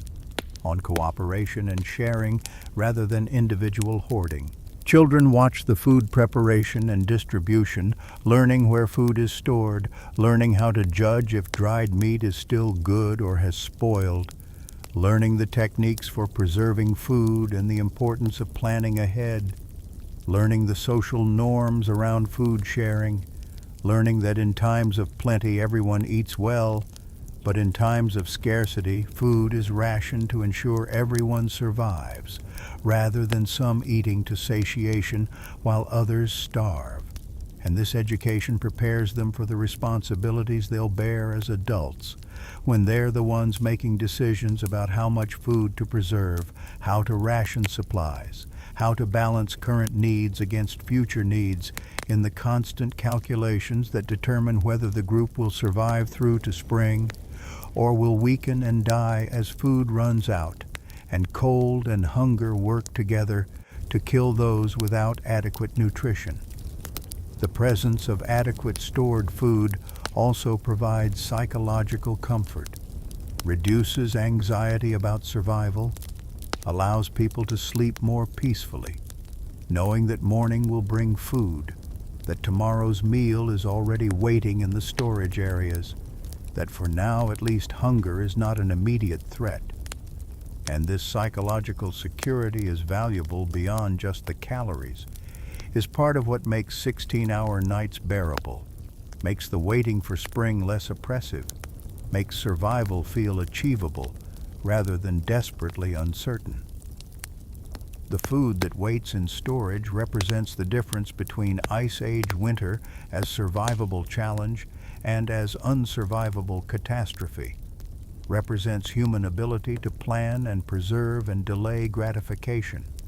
represents the social cooperation that makes preservation possible since individual families would struggle to process and store enough food alone. But larger groups can specialize, with some people focusing on hunting, while others focus on preservation and storage, represents the accumulated knowledge about which preservation techniques work and which fail, about how long different foods can be stored, about the signs of spoilage to watch for, knowledge transmitted across generations and refined through experience until the techniques become reliable enough to stake survival upon, making the evening meal eaten near the fire as darkness settles outside. Not just food, but rather celebration of successful preparation, proof that the group has done what was necessary to survive through another night and another day in the endless cycle of Ice Age winter, where each meal depends on food gathered weeks or months earlier, where today's eating depends on yesterday's planning, where survival depends on the food that waits in storage through the 16-hour nights when hunting is impossible and gathering is deadly, and everything needed must have been prepared already, or it's too late. Predator defense through fire represents one of the most essential functions of the flames that burn through Ice Age nights, because the darkness brings not just cold, but also the predators who hunt primarily at night, when their superior night vision and acute hearing give them enormous advantages over humans whose eyes see poorly in darkness and whose ears cannot detect the subtle sounds of predator approach until it's too late for effective defense. And the predators of Ice Age Europe and Asia include cave lions, larger than modern lions and more powerfully built, hunting in prides and capable of bringing down mammoths, and certainly capable of killing humans if they can catch them unprotected. And hyenas that roam in large clans and hunt cooperatively and have bone-crushing jaws that can crack open the largest bones to access marrow, and can certainly crack human skulls and limb bones. And wolves hunting in packs with coordination and intelligence and endurance that allows them to pursue prey for miles and to take down animals much larger than themselves, including humans, if the wolves are hungry enough and the humans are vulnerable enough.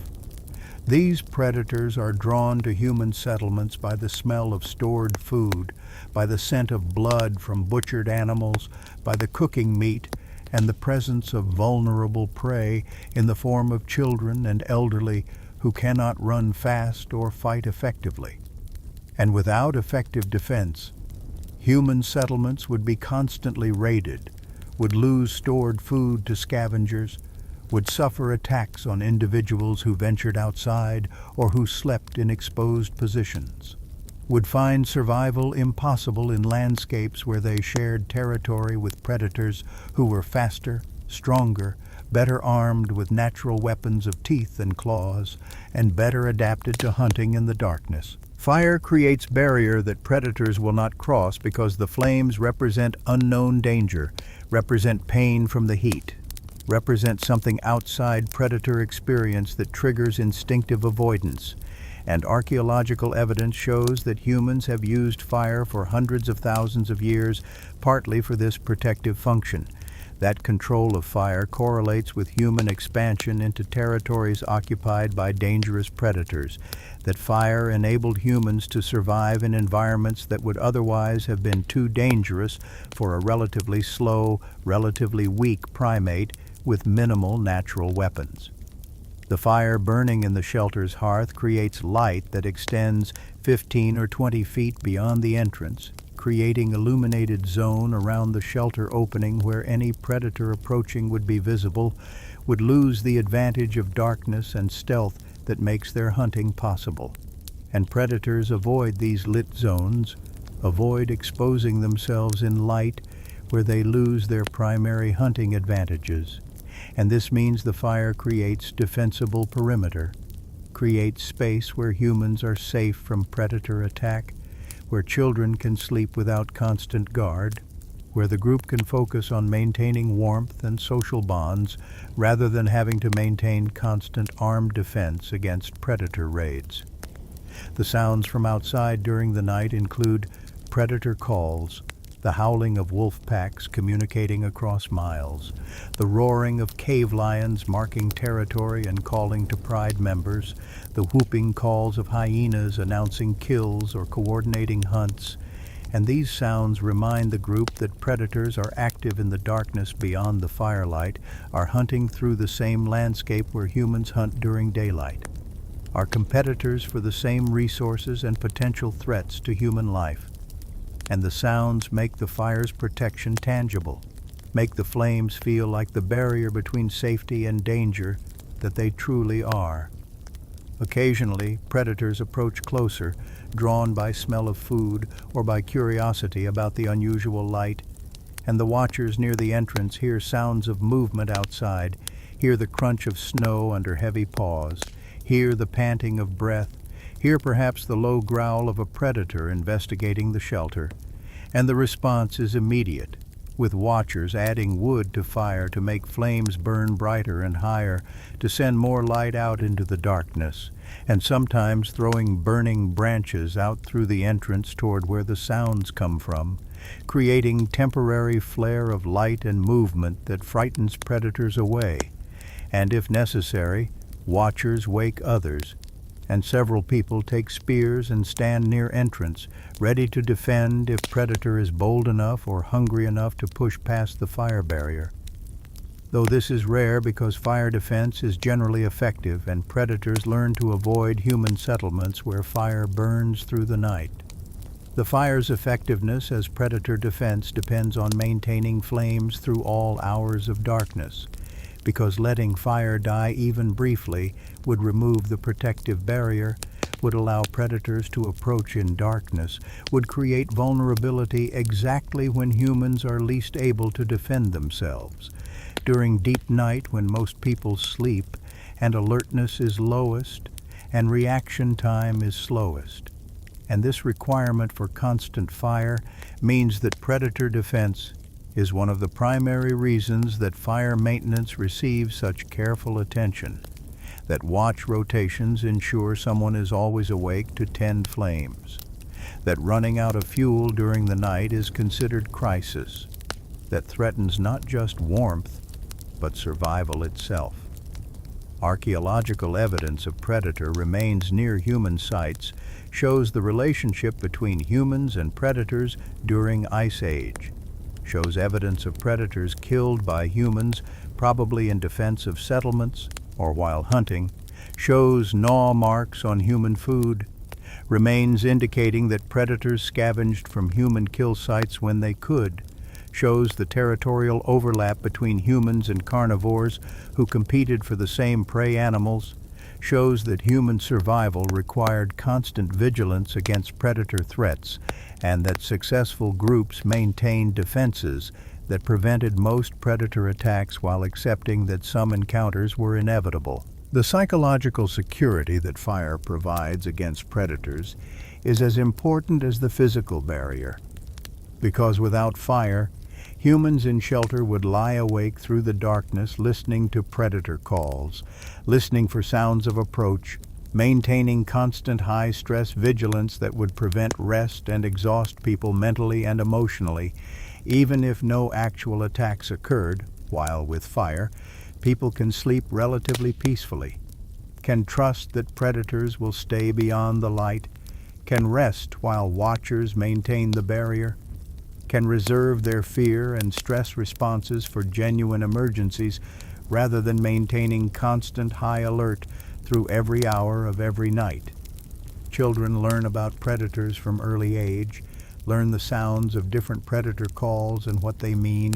learn that fire keeps predators away and that letting fire die is dangerous, learn to stay within firelight when outside at night, learn the rules that keep them safe. And this education includes healthy respect for predators without paralyzing fear, includes understanding that predators are dangerous but manageable threats, that humans have survived alongside predators for generations, that proper precautions make predator attacks rare rather than common. The relationship between humans and predators during Ice Age was complex, with humans hunting the same prey that predators hunted, creating competition, but also with humans sometimes scavenging from predator kills when opportunity arose, and with predators sometimes scavenging from human kills, creating an ecological web where the two groups were both competitors and occasional opportunistic cooperators. The fire barrier makes human settlements different from other prey species, makes humans dangerous to approach, makes human territory places that predators learn to avoid except when desperately hungry, and this learned avoidance, transmitted through predator populations as individuals who approach fire get burned or driven away, and spread wariness through their groups, creates buffer zones around human settlements where predators rarely venture, creates safe areas where humans can sleep and work and live without constant immediate predator threat, though vigilance must always be maintained because individual predators might not have learned the danger, might be hungry enough to take risks, might be ill or injured and desperate enough to approach despite the fire. The flames that keep predators beyond the light represent one of the fundamental technologies that enabled human survival through Ice Age winters, represent the innovation that turned humans from vulnerable prey into protected communities, represent the barrier that made 16-hour nights survivable, not just from cold, but from the teeth and claws of predators who otherwise would have hunted humans as readily as they hunted any other slow-moving two-legged animal without natural weapons or armor, and the constant tending of fire through the night is motivated as much by predator defense as by warmth, making every piece of wood added to flames an investment in safety, making fire maintenance a responsibility that everyone understands is life or death necessity, making the flames that flicker through the darkness not just heat source, but barrier between human community and the predators who hunt beyond the light, waiting in darkness for any opportunity to cross into human space, held at bay only by the fire that must burn steadily through all 16 hours of night until sunrise brings enough light that human eyes can see, brings enough warmth that predators retreat to rest, brings temporary safety that will last until darkness comes again at 4. Circadian adaptation to 16-hour Ice Age nights represents physiological and behavioral flexibility that allows human bodies and minds to adjust to darkness duration far beyond the 12-hour maximum that modern temperate latitudes experience. And this adjustment involves changes in sleep duration, changes in sleep patterns from the single consolidated sleep period that modern people consider normal to more flexible patterns with multiple sleep bouts interrupted by waking periods, and changes in activity patterns where significant amounts of work and social interaction occur during darkness rather than being confined to daylight hours. Sleep extends naturally during periods of long darkness, with people sleeping perhaps 10 to 12 hours compared to the 7 to 8 hours that would be typical in environments with balanced day and night. And this extended sleep isn't laziness or inefficiency, but rather appropriate response to environmental conditions where there's limited productive activity possible during darkness, where staying active through all 16 hours of night would require enormous fuel consumption to stay warm and would accomplish little, and where extended sleep conserves calories, maintains body heat through the period when it's hardest to generate warmth, and provides rest that prepares bodies for the challenges of the brief daylight hours when hunting and gathering and wood collection must be accomplished. The sleep isn't continuous through 10 or 12 hours, but rather occurs in multiple phases, with people falling asleep soon after darkness falls around 4 or 5 in the afternoon, sleeping for perhaps 3 or 4 hours, then waking naturally around 9 or 10 at night, remaining awake for an hour or two during which they might tend fire, eat a small amount of food, check on children, engage in quiet conversation with others who are awake, work on tools or clothing repairs, and then sleeping again for another 3 or 4 hours, waking again in the early morning hours around 3 or 4, remaining awake for a time, then sleeping again until dawn breaks around 8. And this pattern of multiple sleep bouts with waking periods between matches, what researchers believe may have been common human sleep pattern before artificial lighting made continuous nighttime activity possible, matches patterns still seen in some traditional societies, matches the pattern that modern people sometimes fall into during periods of minimal light exposure, suggesting that consolidated single-phase sleep may be adaptation to artificial light rather than the natural human pattern. The multiple sleep phases serve several functions beyond just filling the long darkness, allow for fire maintenance at intervals without requiring anyone to stay awake continuously, allow for monitoring of shelter conditions and checking on vulnerable individuals at multiple times through the night, allow for social interaction spread across the darkness rather than concentrated into one period before sleep, allow for processing of daily experiences and memories, which some researchers suggest benefits from intervals of wake between sleep periods, and allow for flexibility in response to changing conditions, where if cold intensifies, or predators approach, or problems arise, People are naturally cycling into wakefulness anyway, and can respond without the disorientation and grogginess that would occur if waking from deep, consolidated sleep. Children adapt differently than adults, with young children often sleeping longer and more continuously, perhaps 12 or even 14 hours during the longest winter nights, their bodies requiring more rest for growth and development, and their higher surface area to volume ratio, meaning that staying awake in the cold would cost them proportionally more energy than adults,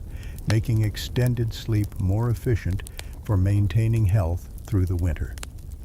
Elderly individuals also tend toward longer sleep duration, conserving energy, reducing the caloric demands that become harder to meet as metabolism slows and appetite decreases with age, and their extended sleep is accepted and accommodated by the group, with sleeping positions arranged so they can rest through most of the night without being disturbed, with understanding that their contributions to group survival come through knowledge and teaching rather than through physical labor that would require minimizing sleep time. The adjustment to 16-hour nights also involves changes in activity timing, with certain tasks that require good visibility being saved for the brief daylight hours, while tasks that can be accomplished by firelight are reserved for nighttime hours. So hunting and gathering and wood collection happen during the 4 hours of daylight, while tool making and clothing repair and food preparation and social activities like storytelling happen during darkness, creating division of labor across the day-night cycle that maximizes efficiency given the constraints of limited light and extreme cold. The psychological adjustment to long darkness is perhaps as important as the physical adjustment. Requires accepting that most of life during winter happens in darkness or dim firelight. Requires finding comfort and meaning in activities that don't depend on sunlight. Requires maintaining morale and social bonds when the world shrinks to the space inside the shelter illuminated by flames. Requires not succumbing to the depression or anxiety that extended darkness might trigger in minds evolved for equatorial environments where daylight and darkness stay relatively balanced throughout the year. Archaeological evidence suggests that art production and decorative work increased during periods of human history corresponding to coldest phases of Ice Age, suggesting that people found creative outlets during the long, dark hours, found ways to create meaning and beauty even when survival demanded most of their attention and resources, found that decorating tools with carved patterns or creating beads and pendants or painting designs on shelter walls provided psychological sustenance that made survival not just possible, but worthwhile. The extended sleep during long winter nights also serves function of time passage, makes the winter seem shorter because so much of each day is spent sleeping, reduces the psychological burden of enduring 4 months of cold and scarcity, and creates rhythm to life where each sleep period brings you closer to spring, closer to the return of longer days and warmer temperatures and more abundant food. The adjustment to darkness includes changes in how people judge time, because without clocks and with darkness lasting 3/4 of each daily cycle,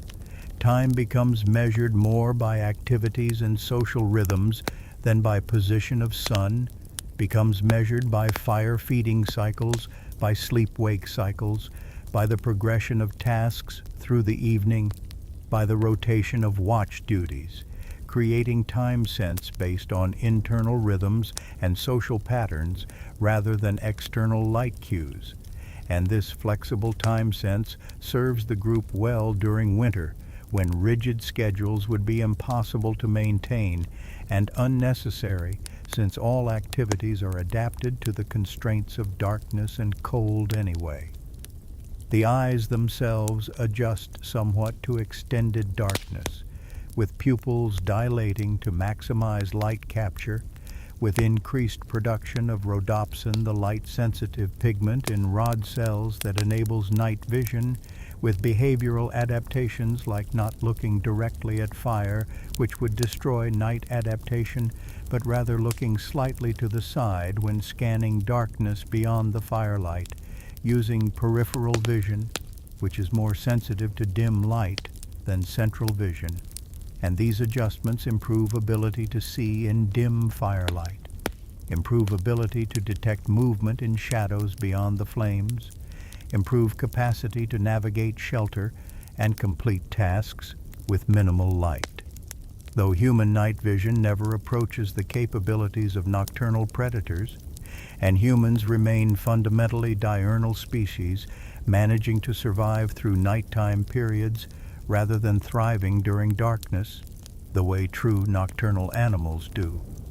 The adaptation to 16-hour nights demonstrates human physiological and behavioral flexibility, demonstrates capacity to adjust sleep patterns and activity patterns and social organization to match environmental conditions, demonstrates that humans are not rigidly programmed for specific day-night ratios, but rather can adapt across wide range of light-dark cycles, can function with 4 hours of daylight and 16 hours of darkness during winter, can function with 16 hours of daylight and 8 hours of darkness during summer at higher latitudes,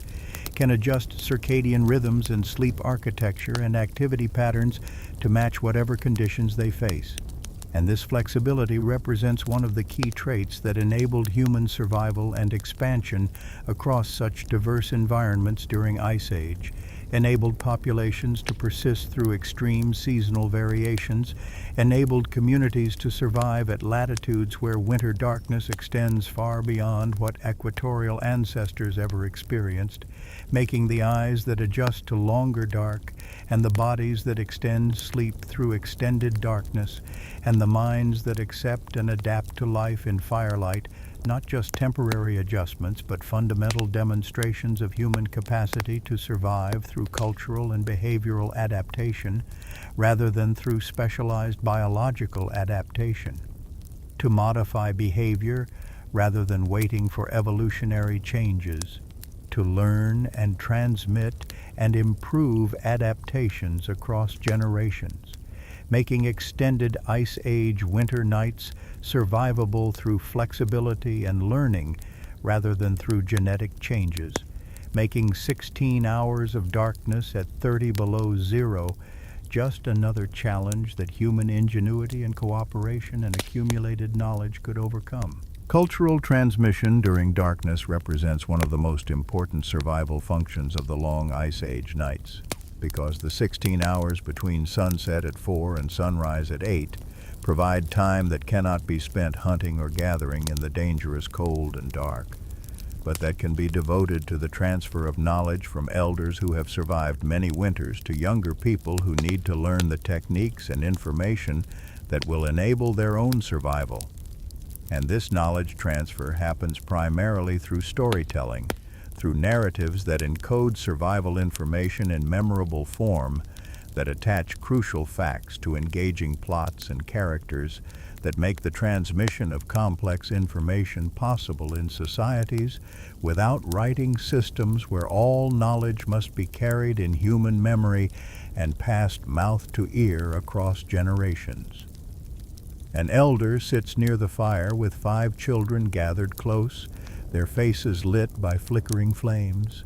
and he begins a story about the great hunt 3 winters ago, when the mammoth herd came through the valley and the hunters had to decide whether to attempt to kill one of these enormous, dangerous animals or to settle for smaller, safer prey like reindeer. And the story describes how the hunters tracked the mammoths for 2 days, learning their movement patterns and grazing behaviors, how they identified a young adult mammoth that had wandered slightly apart from the main herd, how they planned an approach that would allow multiple hunters to strike simultaneously with spears aimed at vulnerable spots behind the front legs where major blood vessels could be reached, how the attack unfolded with some elements going according to plan, while others went wrong when the wounded mammoth charged, instead of fleeing and nearly killed 2 hunters before finally collapsing from blood loss. and how the successful kill provided enough meat and hide and bone to sustain the group through an entire winter, plus materials for clothing and shelter construction that lasted for years. The story contains within it enormous amounts of practical information presented in narrative form that makes it memorable and engaging. Information about mammoth behavior and anatomy, about tracking techniques and reading signs in snow and vegetation, about coordinating group hunting efforts and assigning roles based on individual skills and experience, about the risks involved in hunting dangerous prey, and how to minimize those risks through planning and preparation, about butchering techniques for an animal weighing several tons, about the uses for different parts of the carcass, from the meat that feeds people to the bones that can be used for shelter construction, to the hide that provides insulation, to the sinews that make strong cordage. And all this information is embedded in the story in ways that children will remember, because stories stick in memory far better than abstract instructions, because the emotional engagement of narrative creates strong neural encoding, because hearing the story multiple times across winters reinforces the information until it becomes permanent part of the knowledge base that children carry into adulthood. Other stories encode different types of survival knowledge, stories about plant gathering that describe which plants are safe to eat and which are poisonous, which plants provide the best materials for basket weaving or cordage making, which plants have medicinal properties that can treat fever or infection or digestive problems, when and where to find these plants through the changing seasons, how to process them for storage or immediate use. And these stories might feature a character who makes a mistake by eating the wrong plant and becomes ill, teaching through negative example what not to do, or a character who discovers medicinal properties of a plant and shares this discovery with the group, teaching through positive example how knowledge grows through observation and experimentation and sharing. Stories about weather patterns and seasonal changes encode information about when to expect the first snows, when to expect spring thaw, how to read cloud formations and wind directions to predict coming weather, what signs in animal behavior indicate approaching storms, how to prepare for seasonal transitions by gathering appropriate resources at the right times. And these stories provide the environmental knowledge necessary for successful long-term planning, for knowing when to begin intensive hunting to build up stored food before winter makes hunting difficult, when to move camp to different locations that provide better shelter or better access to resources, when to expect the return of migratory animals that provide concentrated hunting opportunities. Stories about past winters, particularly difficult winters when conditions were worse than usual, encode information about extreme survival situations, about what to do when stored food runs out before spring arrives, about how to survive blizzards that last for days and prevent any outdoor activity, about treating frostbite and hypothermia, about maintaining morale when conditions seem hopeless. And these stories prepare people mentally and practically for worst-case scenarios, provide templates for action during crises, provide reassurance that others have survived through comparable difficulties, and that survival is possible through determination and proper technique. The storytelling sessions during long nights serve multiple functions beyond just information transfer. They create social bonding as the group shares these narratives together, create common cultural identity based on shared stories and values, create entertainment that makes the long dark hours pass more pleasantly, create opportunities for humor and laughter which maintain morale and reduce stress, and create context for elders to maintain status and respect within the group through their role as knowledge keepers and teachers, whose stories ensure group survival across generations. Children learn not just the content of stories, but also the storytelling techniques themselves, learning how to structure narratives for maximum memorability, learning how to use vocal variation and gesture and facial expression to enhance engagement, learning how to adapt stories for different audiences and purposes, learning the social protocols around who tells which stories and when, and this meta-knowledge about storytelling itself represents important cultural skill that they'll need when they become the elders responsible for teaching the next generation. The stories also encode moral and social values, teaching about cooperation and sharing, about respect for elders and care for children, about honesty and keeping promises, about courage in the face of danger, but also prudence in avoiding unnecessary risks, about the importance of planning ahead and working hard during times of plenty to prepare for times of scarcity, and these values embedded in stories shape behavior and social norms, create expectations about how people should treat each other, create standards against which individual actions are judged, and help maintain the social cohesion that makes group survival possible. Archaeological evidence suggests that Ice Age humans engaged in complex symbolic thought and cultural transmission, shows evidence of long-distance trade networks implying communication of information across hundreds of miles, shows evidence of rapid spread of innovations in tool technology implying effective knowledge transmission systems, shows evidence of artistic traditions with consistent styles across generations, implying teaching and learning of artistic techniques. And while we cannot know the specific content of Ice Age stories, the evidence strongly suggests that storytelling was central to cultural transmission, and that the long, dark hours of winter nights provided ideal context for this knowledge transfer. Some stories connect to spiritual or cosmological beliefs, attempting to explain natural phenomena like the origins of the sun and moon, the causes of seasons, the reasons why certain animals behave in certain ways, the meaning of death, and what happens to people after they die. And while these explanations may not be scientifically accurate, they serve important psychological functions by providing frameworks for understanding the world, by reducing anxiety about unknown forces, by creating sense that the universe operates according to comprehensible principles, even if those principles are couched in terms of spirits or gods or ancestral forces, rather than in terms of natural laws. The storytelling creates continuity across time, connects present group to ancestors who lived in the same shelters and hunted the same landscapes and faced the same survival challenges, creates sense that current generation is part of long chain of human persistence, stretching back through countless winters, creates obligation to preserve and pass on the knowledge that enabled survival, creates responsibility to future generations who will need the same information and techniques that stories encode and transmit. The hours spent in storytelling during long winter nights represent investment in group survival that may be as important as any physical survival technology, because knowledge that isn't transmitted is lost when individuals die, and societies that fail to develop effective knowledge transmission systems would have to rediscover essential survival information each generation through costly trial and error, while societies with effective storytelling traditions could accumulate knowledge across generations, could build on discoveries made by ancestors,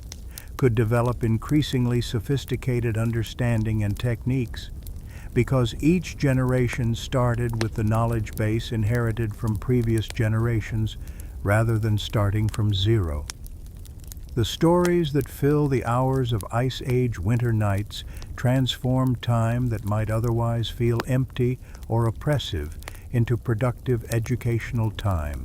transform the constraint of darkness into opportunity for cultural transmission, transform the necessity of staying inside shelter for 16 hours into occasion for strengthening social bonds and passing knowledge to next generation. And the children listening to stories near fire are receiving the information they'll need to survive their own winters, are being prepared to become the adults who will make life or death decisions about hunting strategies and shelter selection and food storage, are being initiated into the accumulated wisdom of their culture, making storytelling not entertainment or luxury, but essential survival technology that operates through narrative and memory and social interaction rather than through physical tools and materials, making the elder's voice telling stories near fire as crucial to survival as the spear point shaped for hunting or the hide treated for clothing, making the stories themselves into tools for transmitting the knowledge that enables human communities to persist through the harshest conditions Earth has known, where 16-hour nights at 30 below zero become not just survivable, but meaningful, filled with connection and learning and laughter and the profound satisfaction of sharing knowledge across generations, ensuring that what has been learned will not be lost, that next winter's children will have the same chance at survival that current generation received from the elders who told them stories during their own childhoods, creating unbroken chain of cultural transmission that stretches across thousands of years and countless winters, binding together all the humans who have survived Ice Age nights through the power of stories that fill the dark hours with light of accumulated wisdom. Nighttime productive activities transform the 16 hours of darkness from time merely endured into time actively used for accomplishing tasks that support survival, prepare for future challenges, and create objects of practical use and aesthetic value. Because while hunting and gathering must wait for daylight, many other essential activities can be accomplished by firelight. And using the dark hours productively means that daylight hours can be fully devoted to the outdoor activities that cannot be done after dark, maximizing the efficiency with which the group uses all available time. A woman sits near the fire with an animal hide stretched across her lap, and she works on it with a bone scraper, carefully removing the last bits of fat and tissue that cling to the inner surface, because hide that isn't properly cleaned will rot and smell and attract scavengers and will never soften into the supple material needed for clothing or shelter coverings. And this scraping work requires good lighting to see the small bits that need removing but doesn't require daylight, can be accomplished perfectly well by firelight. And the hours she spends scraping tonight mean that tomorrow during daylight she can focus on outdoor tasks rather than having to spend precious daylight hours on hide processing that could be done at night. Beside her sits a man working on spear points, holding a piece of flint in one hand and a hammerstone in the other,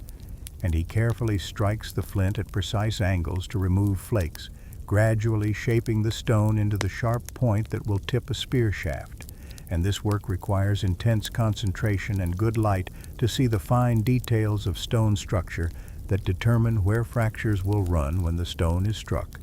And the firelight provides adequate illumination for this detailed work,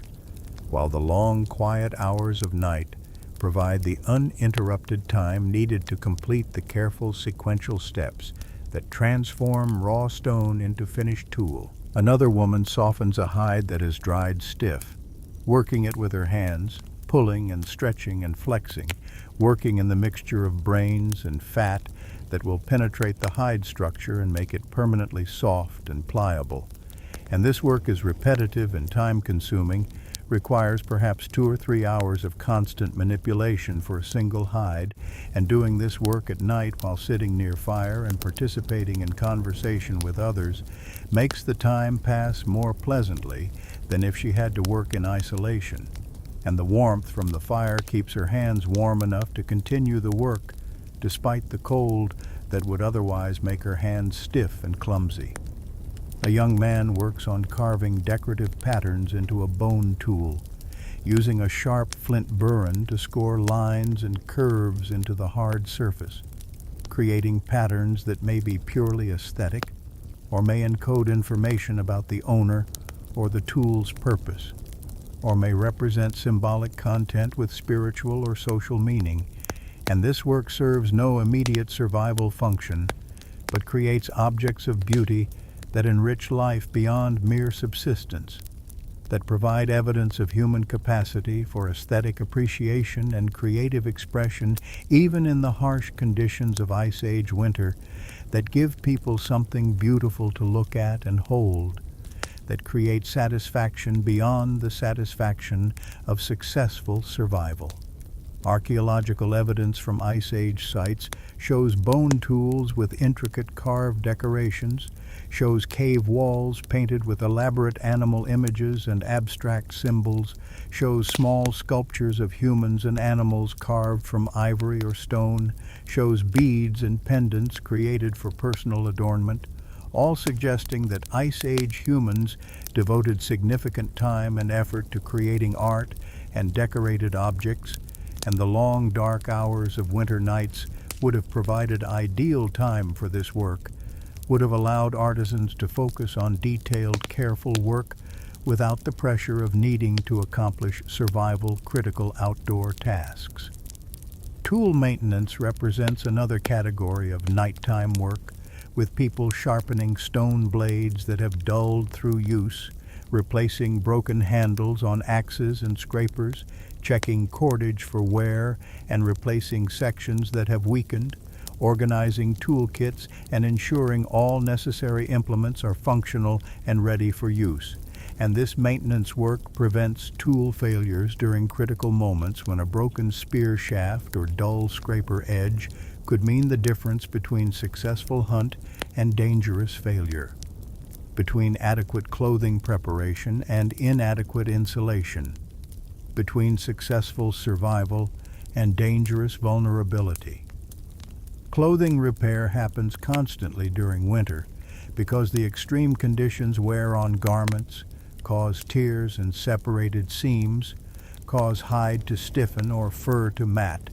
and maintaining clothing in good condition requires regular attention, requires sewing torn seams with bone needles and sinew thread,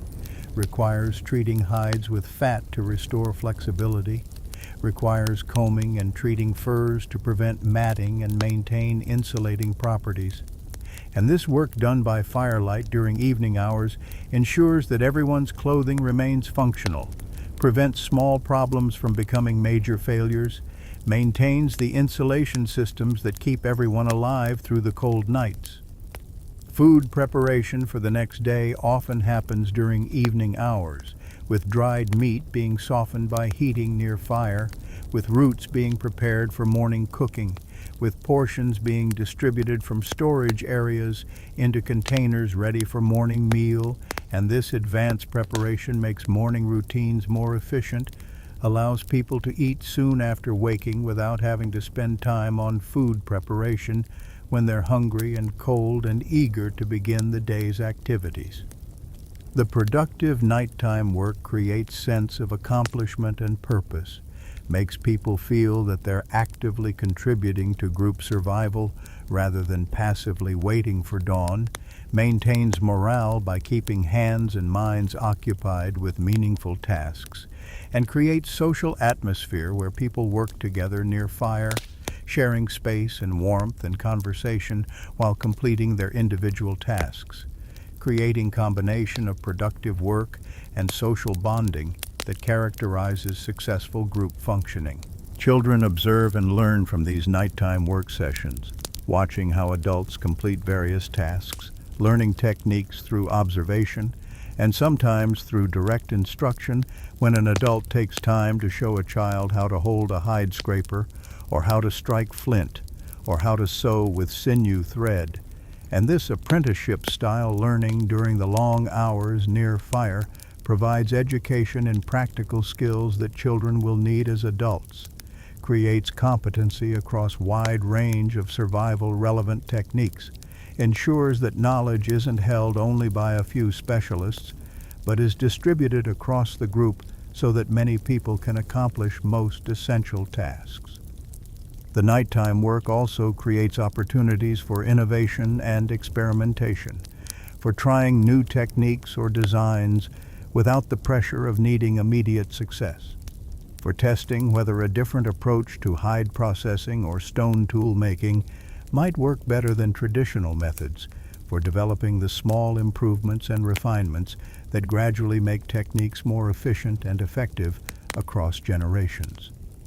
Archaeological evidence suggests that significant innovation in tool technology and material processing occurred during colder phases of Ice Age, suggesting that the pressure of extreme survival conditions combined with the available time during long winter nights created conditions favorable for experimentation and innovation, created contexts where people had both motivation to improve techniques and time to try new approaches, leading to gradual refinement of survival technologies that made later generations more effective at surviving Ice Age conditions than earlier generations had been. The hands that work by firelight through the long Ice Age nights produce the material culture that enables survival, produce the tools and clothing and containers and decorated objects that define human material existence, produce through accumulated hours of careful, skilled work. The difference between adequate preparation and inadequate preparation for the challenges of Ice Age winter. And the work represents not just individual productivity, but collective effort, where each person contributes skills and labor to group survival, where the woman processing hides is creating material that others will use for clothing, where the man making spear points is creating tools that others will use for hunting, where everyone's work benefits everyone else through the sharing and cooperation that characterizes human social organization, making nighttime productive work not just individual task completion, but rather collective survival effort, where the long, dark hours become opportunity for creating and maintaining and improving the material technologies that enable human communities to persist through the coldest nights, the longest darkness, the most extreme conditions that human species has ever faced, transforming limitation of darkness into opportunity for focused work that continues through all hours, making full use of available time, maximizing efficiency, creating the tools and materials and preparations that tomorrow's daylight activities will depend upon, ensuring through constant work and vigilance and skill that survival remains possible, that the group will persist through another night and another day in the endless cycle of Ice Age winter. Psychological survival strategies represent the mental and emotional adaptations necessary for maintaining morale and mental health through the long months of Ice Age winter, when darkness dominates each day, when cold restricts movement and activity, when isolation from other human groups makes the 37 people in the shelter the entire social world, when the constant challenges of maintaining adequate food and warmth and safety create chronic, low-level stress that could become overwhelming without effective coping mechanisms. And while physical survival technologies like shelter and fire and clothing address the material challenges of extreme cold, psychological survival requires different strategies that address the mental and emotional challenges of enduring months of hardship without succumbing to depression or anxiety or despair that would sap motivation and energy and ultimately threaten physical survival. Familiar patterns and routines provide psychological comfort through predictability, through creating sense that life follows comprehensible order, that each day follows recognizable sequence of activities, that certain things happen at certain times in certain ways, and this predictability reduces anxiety by eliminating uncertainty about what will happen next,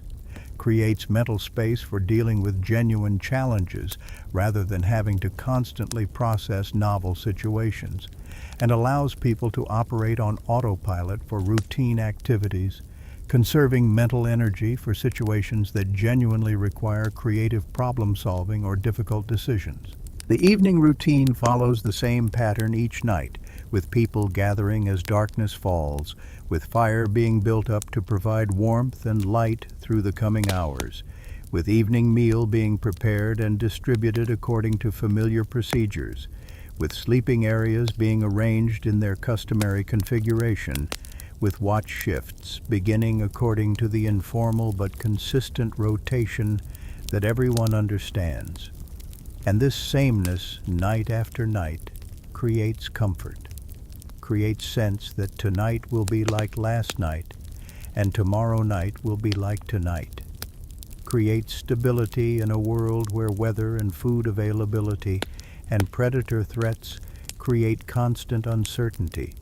making the familiar routine of evening settlement into shelter a reassuring ritual that marks transition from the uncertainties of day to the relative security of night. Shared rituals provide additional psychological comfort through creating collective experiences that bind the group together, through giving everyone roles in practices that matter to the community, through creating sense of participation in something larger than individual survival concerns. And these rituals might include evening gathering where everyone participates in the meal preparation or distribution, might include song or chant that the group performs together before settling to sleep, might include morning rituals when people wake and prepare for the day's activities, and these shared practices create group identity, create sense of belonging and mutual obligation, create emotional bonds that make people care about each other's welfare beyond just the practical benefits of cooperation. Humor serves crucial function in maintaining morale, with people making jokes about their circumstances, telling funny stories, teasing each other in friendly ways that create laughter and lighten the psychological burden of difficult conditions, and the ability to laugh at hardships, to find absurdity in difficult situations, to maintain sense of humor despite cold and hunger and danger, represents resilience that makes survival more bearable, makes people more willing to persist through challenges when they can find moments of levity and joy despite overall difficulty. Music, whether through singing or rhythmic sounds made with hands or simple instruments, provides emotional outlet and social bonding, creates beauty in harsh circumstances, provides activity that engages emotions in positive ways rather than allowing emotions to fixate on difficulties and worries, and the sounds of singing in the firelit shelter create atmosphere of humanity persisting, of people maintaining culture and beauty and emotional expression despite the hostile environment beyond the shelter walls. Social bonds between individuals provide psychological support through offering companionship and understanding, through allowing people to share worries and fears with trusted friends who can offer reassurance or practical advice, through creating relationships where people feel valued and cared for beyond just their functional contributions to group survival.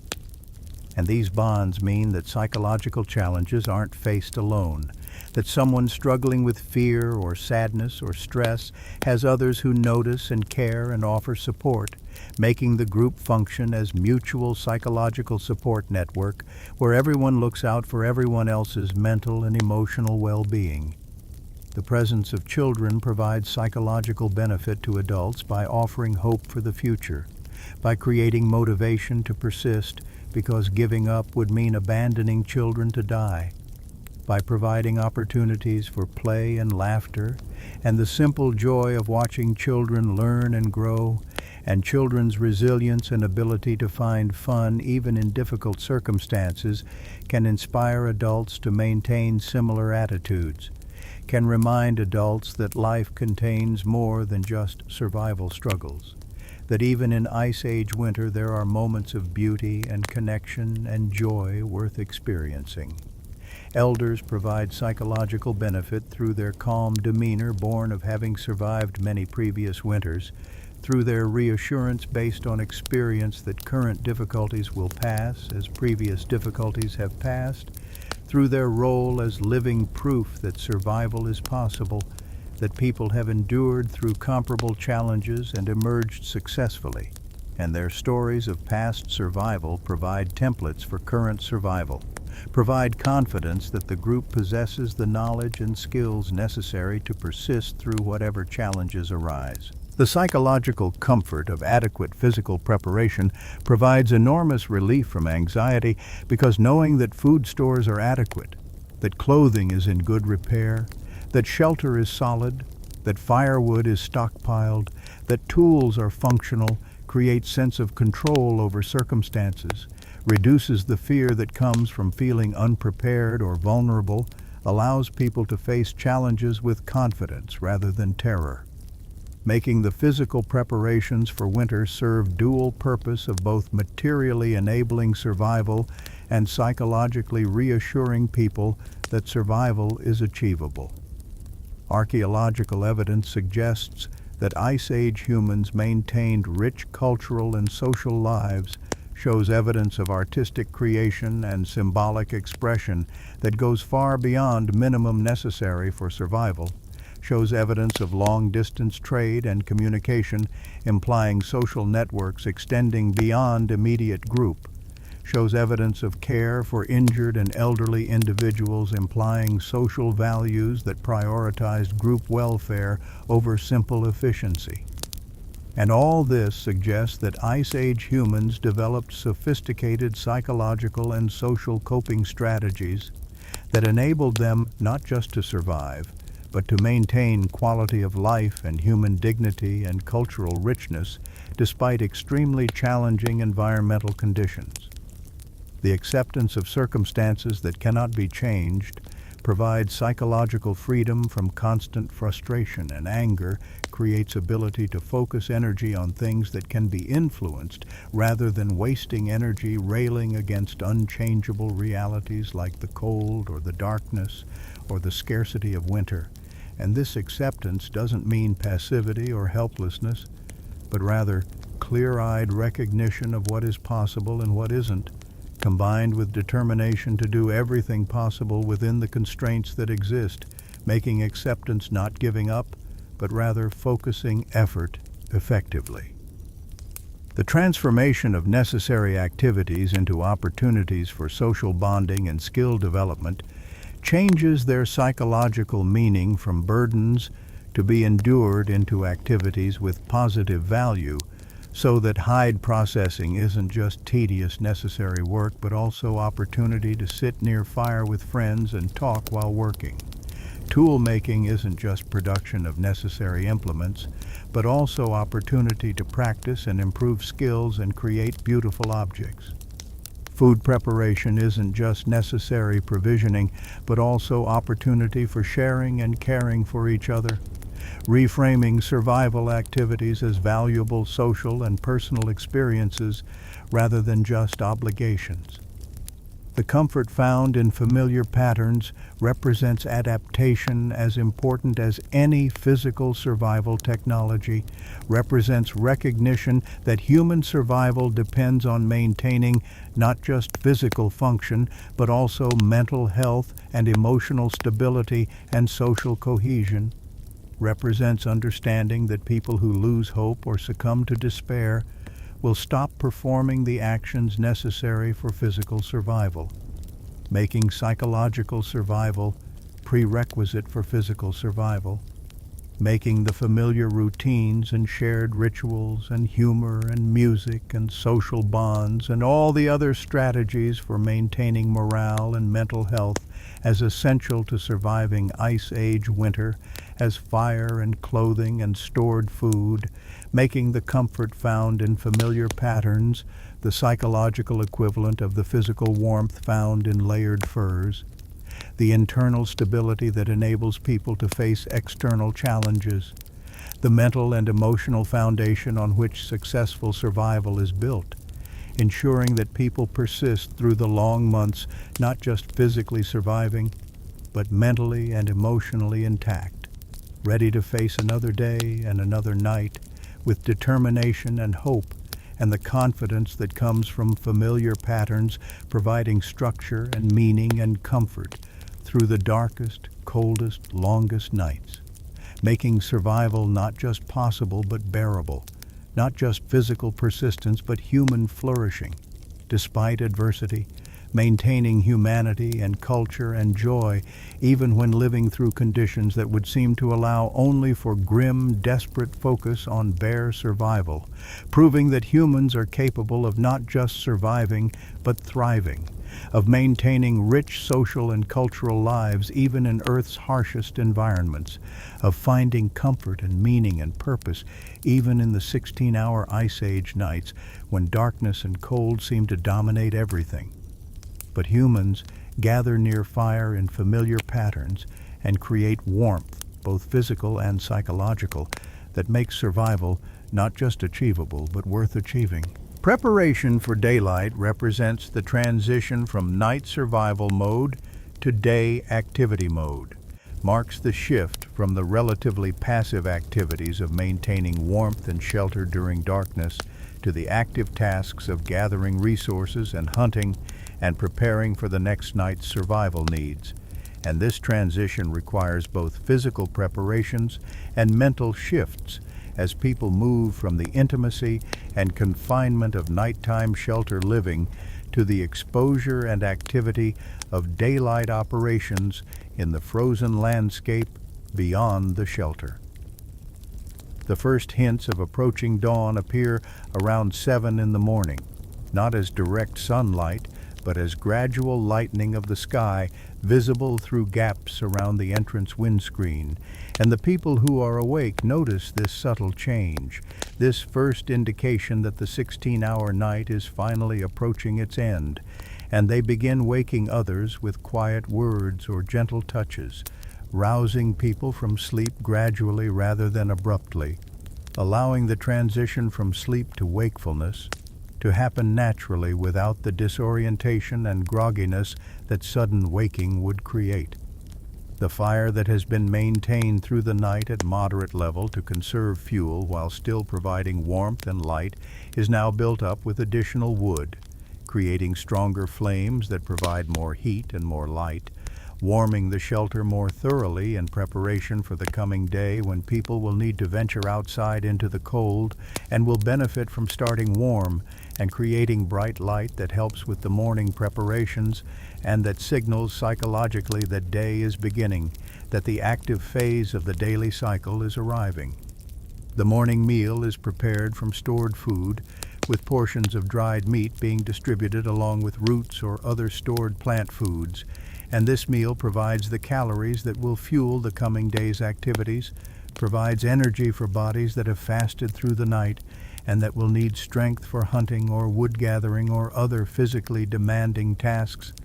and the meal is eaten together near the fire with conversation about plans for the day, about who will do which tasks, about current conditions outside based on what watchers have heard through the night, about the weather patterns that might affect outdoor activities, and this discussion coordinates group effort, ensures everyone understands their roles and responsibilities,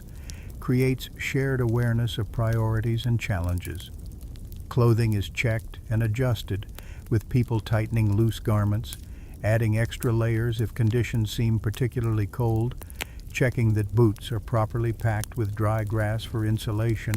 ensuring that all the protective layers that keep bodies warm are in good condition and properly arranged before venturing outside where mistakes or inadequate protection could lead to frostbite or hypothermia. And this careful attention to clothing preparation reflects understanding that survival outside in 30 below zero temperatures depends absolutely on maintaining proper insulation, that the difference between adequate and inadequate clothing preparation is the difference between successful outdoor activity and dangerous exposure. The sleeping areas are tidied, with furs and hides being folded or shaken out, with grass bedding being checked for dampness or contamination and replaced if necessary, with the sleeping space being prepared for the coming night, even as morning of the current day is just beginning. And this advanced preparation for evening reflects the continuous cycle of preparation and use and preparation again that characterizes Ice Age survival, reflects understanding that each night's survival depends on preparations made during the previous day, that successful patterns repeat day after day through the long winter months. Tools are gathered and organized, with hunters collecting spears and other weapons, with people planning to gather wood, collecting the tools they'll need for cutting and processing, with everyone ensuring they have what they'll need for their assigned tasks. And this organization prevents wasted time searching for missing implements, prevents dangerous situations where someone ventures outside without essential tools, ensures efficiency in completing the day's necessary activities during the brief 4-hour window of daylight. The fire is banked carefully, with coals being partially covered with ash to slow combustion, with the fire arranged so it will maintain itself for several hours without attention, so that when people return from morning activities, they'll find fire still burning and can easily revive it to full strength by adding wood and providing oxygen. And this banking technique represents knowledge accumulated across generations about fire management, about how to preserve fire through periods when no one can tend it, about the balance between too much covering, which would extinguish flames completely, and too little covering, which would allow fire to burn too quickly and consume all fuel before anyone returns. As the sky continues to lighten and full sunrise approaches around 8 in the morning, the entrance windscreen is lifted and secured, allowing fresh cold air to flow into the shelter, and the first people venture outside into the frozen landscape, breathing deeply of the cold, clean air that contrasts sharply with the smoke-tinged air inside the shelter, looking at the snow-covered plains stretching away in all directions, checking for tracks or signs of predator activity during the night, assessing conditions and determining which outdoor activities are possible given current weather and temperature. And these first moments outside represent both opportunity and danger. Opportunity to accomplish the resource gathering and hunting that sustains the group. Danger from the extreme cold and the predators, and the physical challenges of moving through deep snow and ice-covered terrain. The group disperses to their various tasks, with some heading toward the area where wood can be gathered, some heading toward hunting grounds where game animals might be found, some remaining near shelter to work on tasks that don't require venturing far into the dangerous landscape.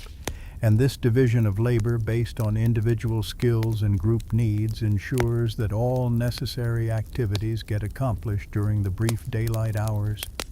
ensures that by the time darkness returns at 4 in the afternoon, the group will have gathered adequate firewood for the coming night, will have hopefully obtained fresh food to supplement stored supplies, will have completed the outdoor tasks that cannot be done after dark,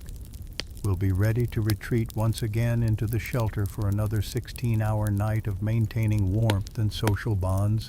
and the psychological and physical adaptations that enable survival. The morning transition from night to day represents more than just change in light levels, represents shift in group organization from the close cooperative nighttime pattern focused on maintaining shelter and fire and social bonds to the more dispersed daytime pattern focused on resource acquisition and active task completion,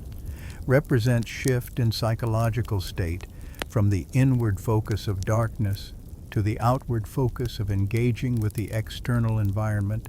represents shift in physical activity levels from the relative rest of nighttime to the intense exertion of daytime resource gathering and hunting, and managing these transitions effectively, ensuring that people wake adequately rested and properly fed and clothed for outdoor activity, ensuring that coordination and planning happen before people disperse to their tasks, ensuring that fire and shelter are maintained even while attention shifts to outdoor activities, represents another aspect of the sophisticated survival systems that Ice Age humans developed through generations of experience and knowledge transmission. The morning fire that welcomes light symbolizes the successful completion of another night of survival, represents the group's persistence through another 16 hours of darkness and cold, represents the successful maintenance of fire through the night that makes continued survival possible, and represents the beginning of another day with its own challenges and opportunities. Another day in the endless cycle of Ice Age winter, where each night must be survived before facing the challenges of the day, where each day's activities must be completed to prepare for the coming night, where success depends on executing both phases well, maintaining vigilance and effort through all hours, whether dark or light, whether spent inside shelter or outside in the frozen landscape, creating through continuous attention and effort and cooperation.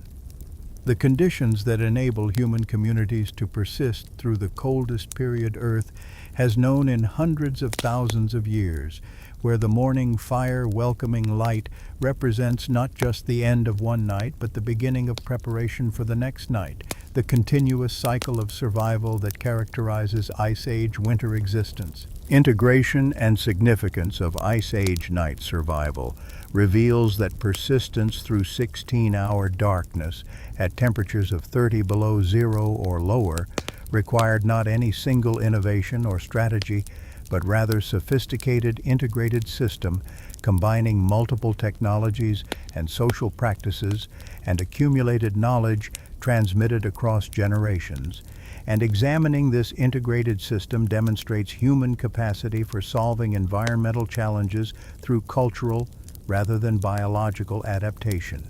through learned behaviors and manufactured tools rather than through evolutionary changes in physiology,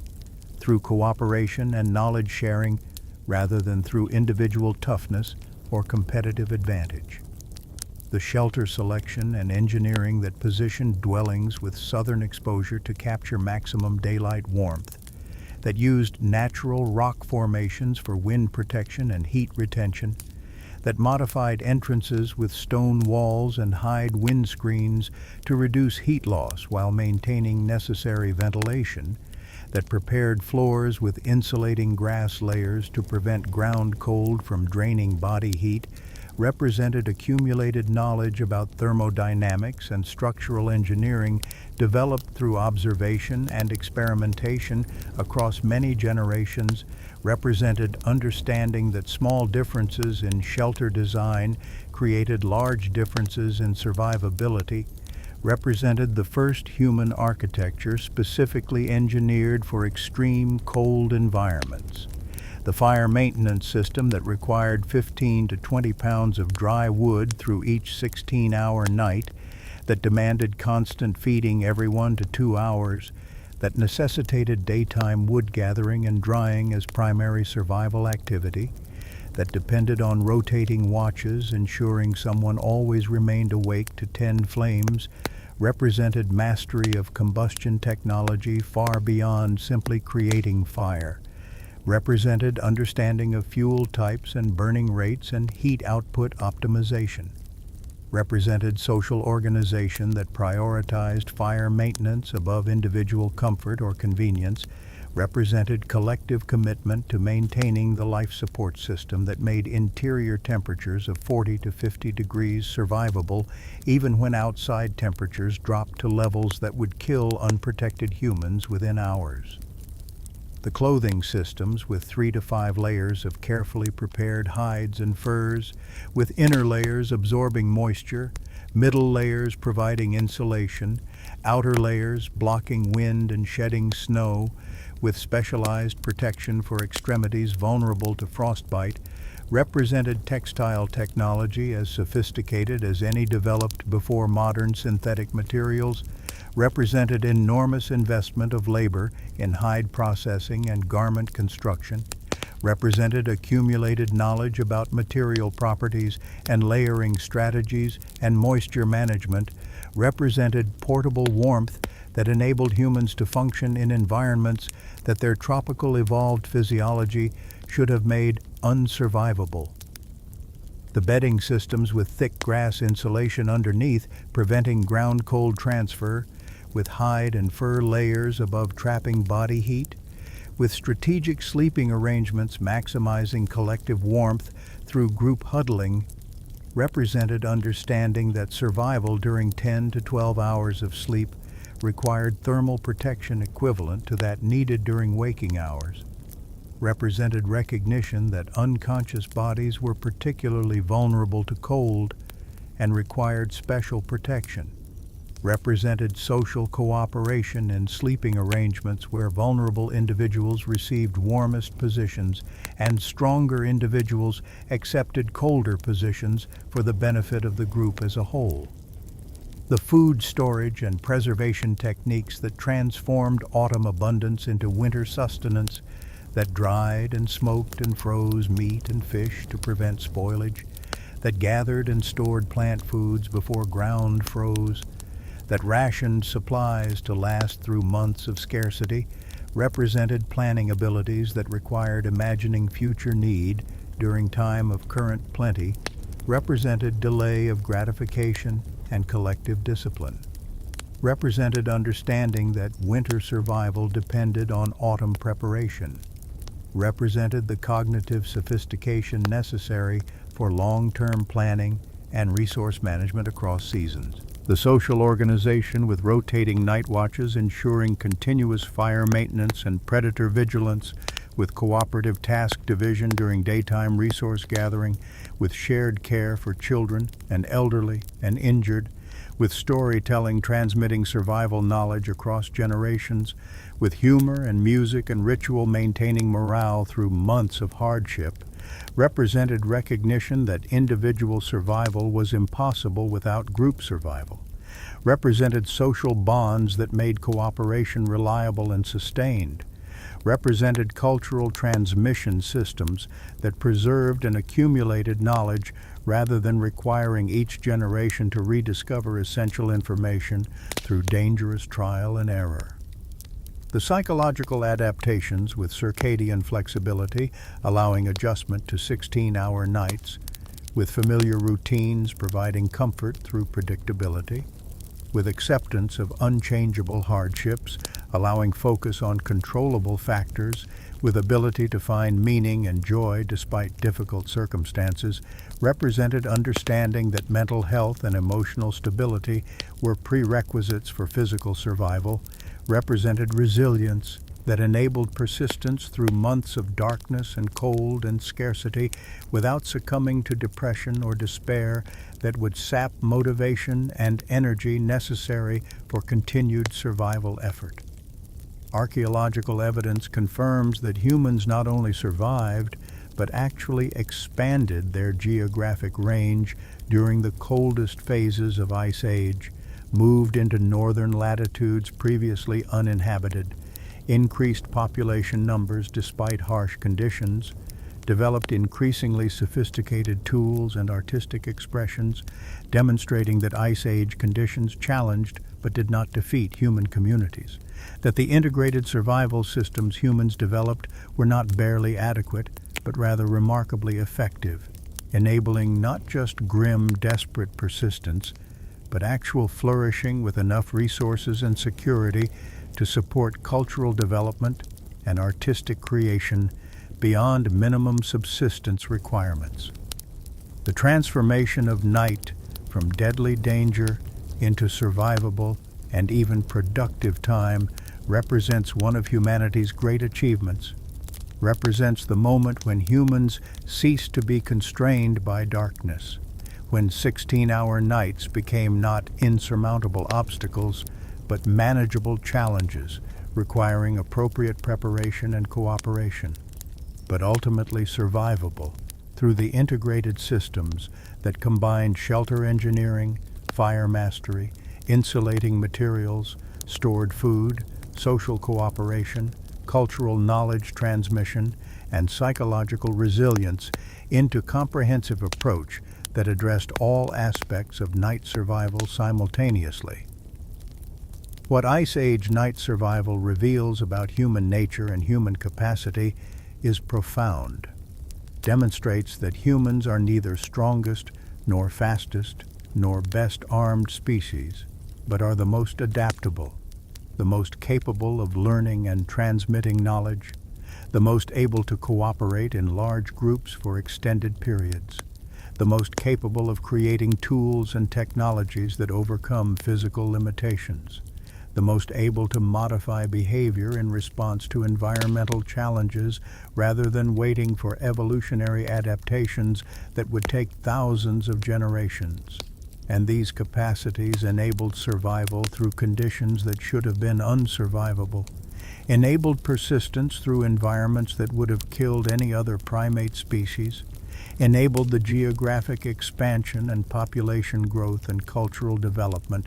that characterized human history even during Earth's coldest periods. The nights that humans conquered through ingenious technology and social cooperation and accumulated cultural knowledge represent not just past achievement, but also evidence of human potential, demonstrate that environmental challenges that seem insurmountable can be overcome through creative problem-solving and collective effort, demonstrate that biological limitations can be transcended through cultural adaptations,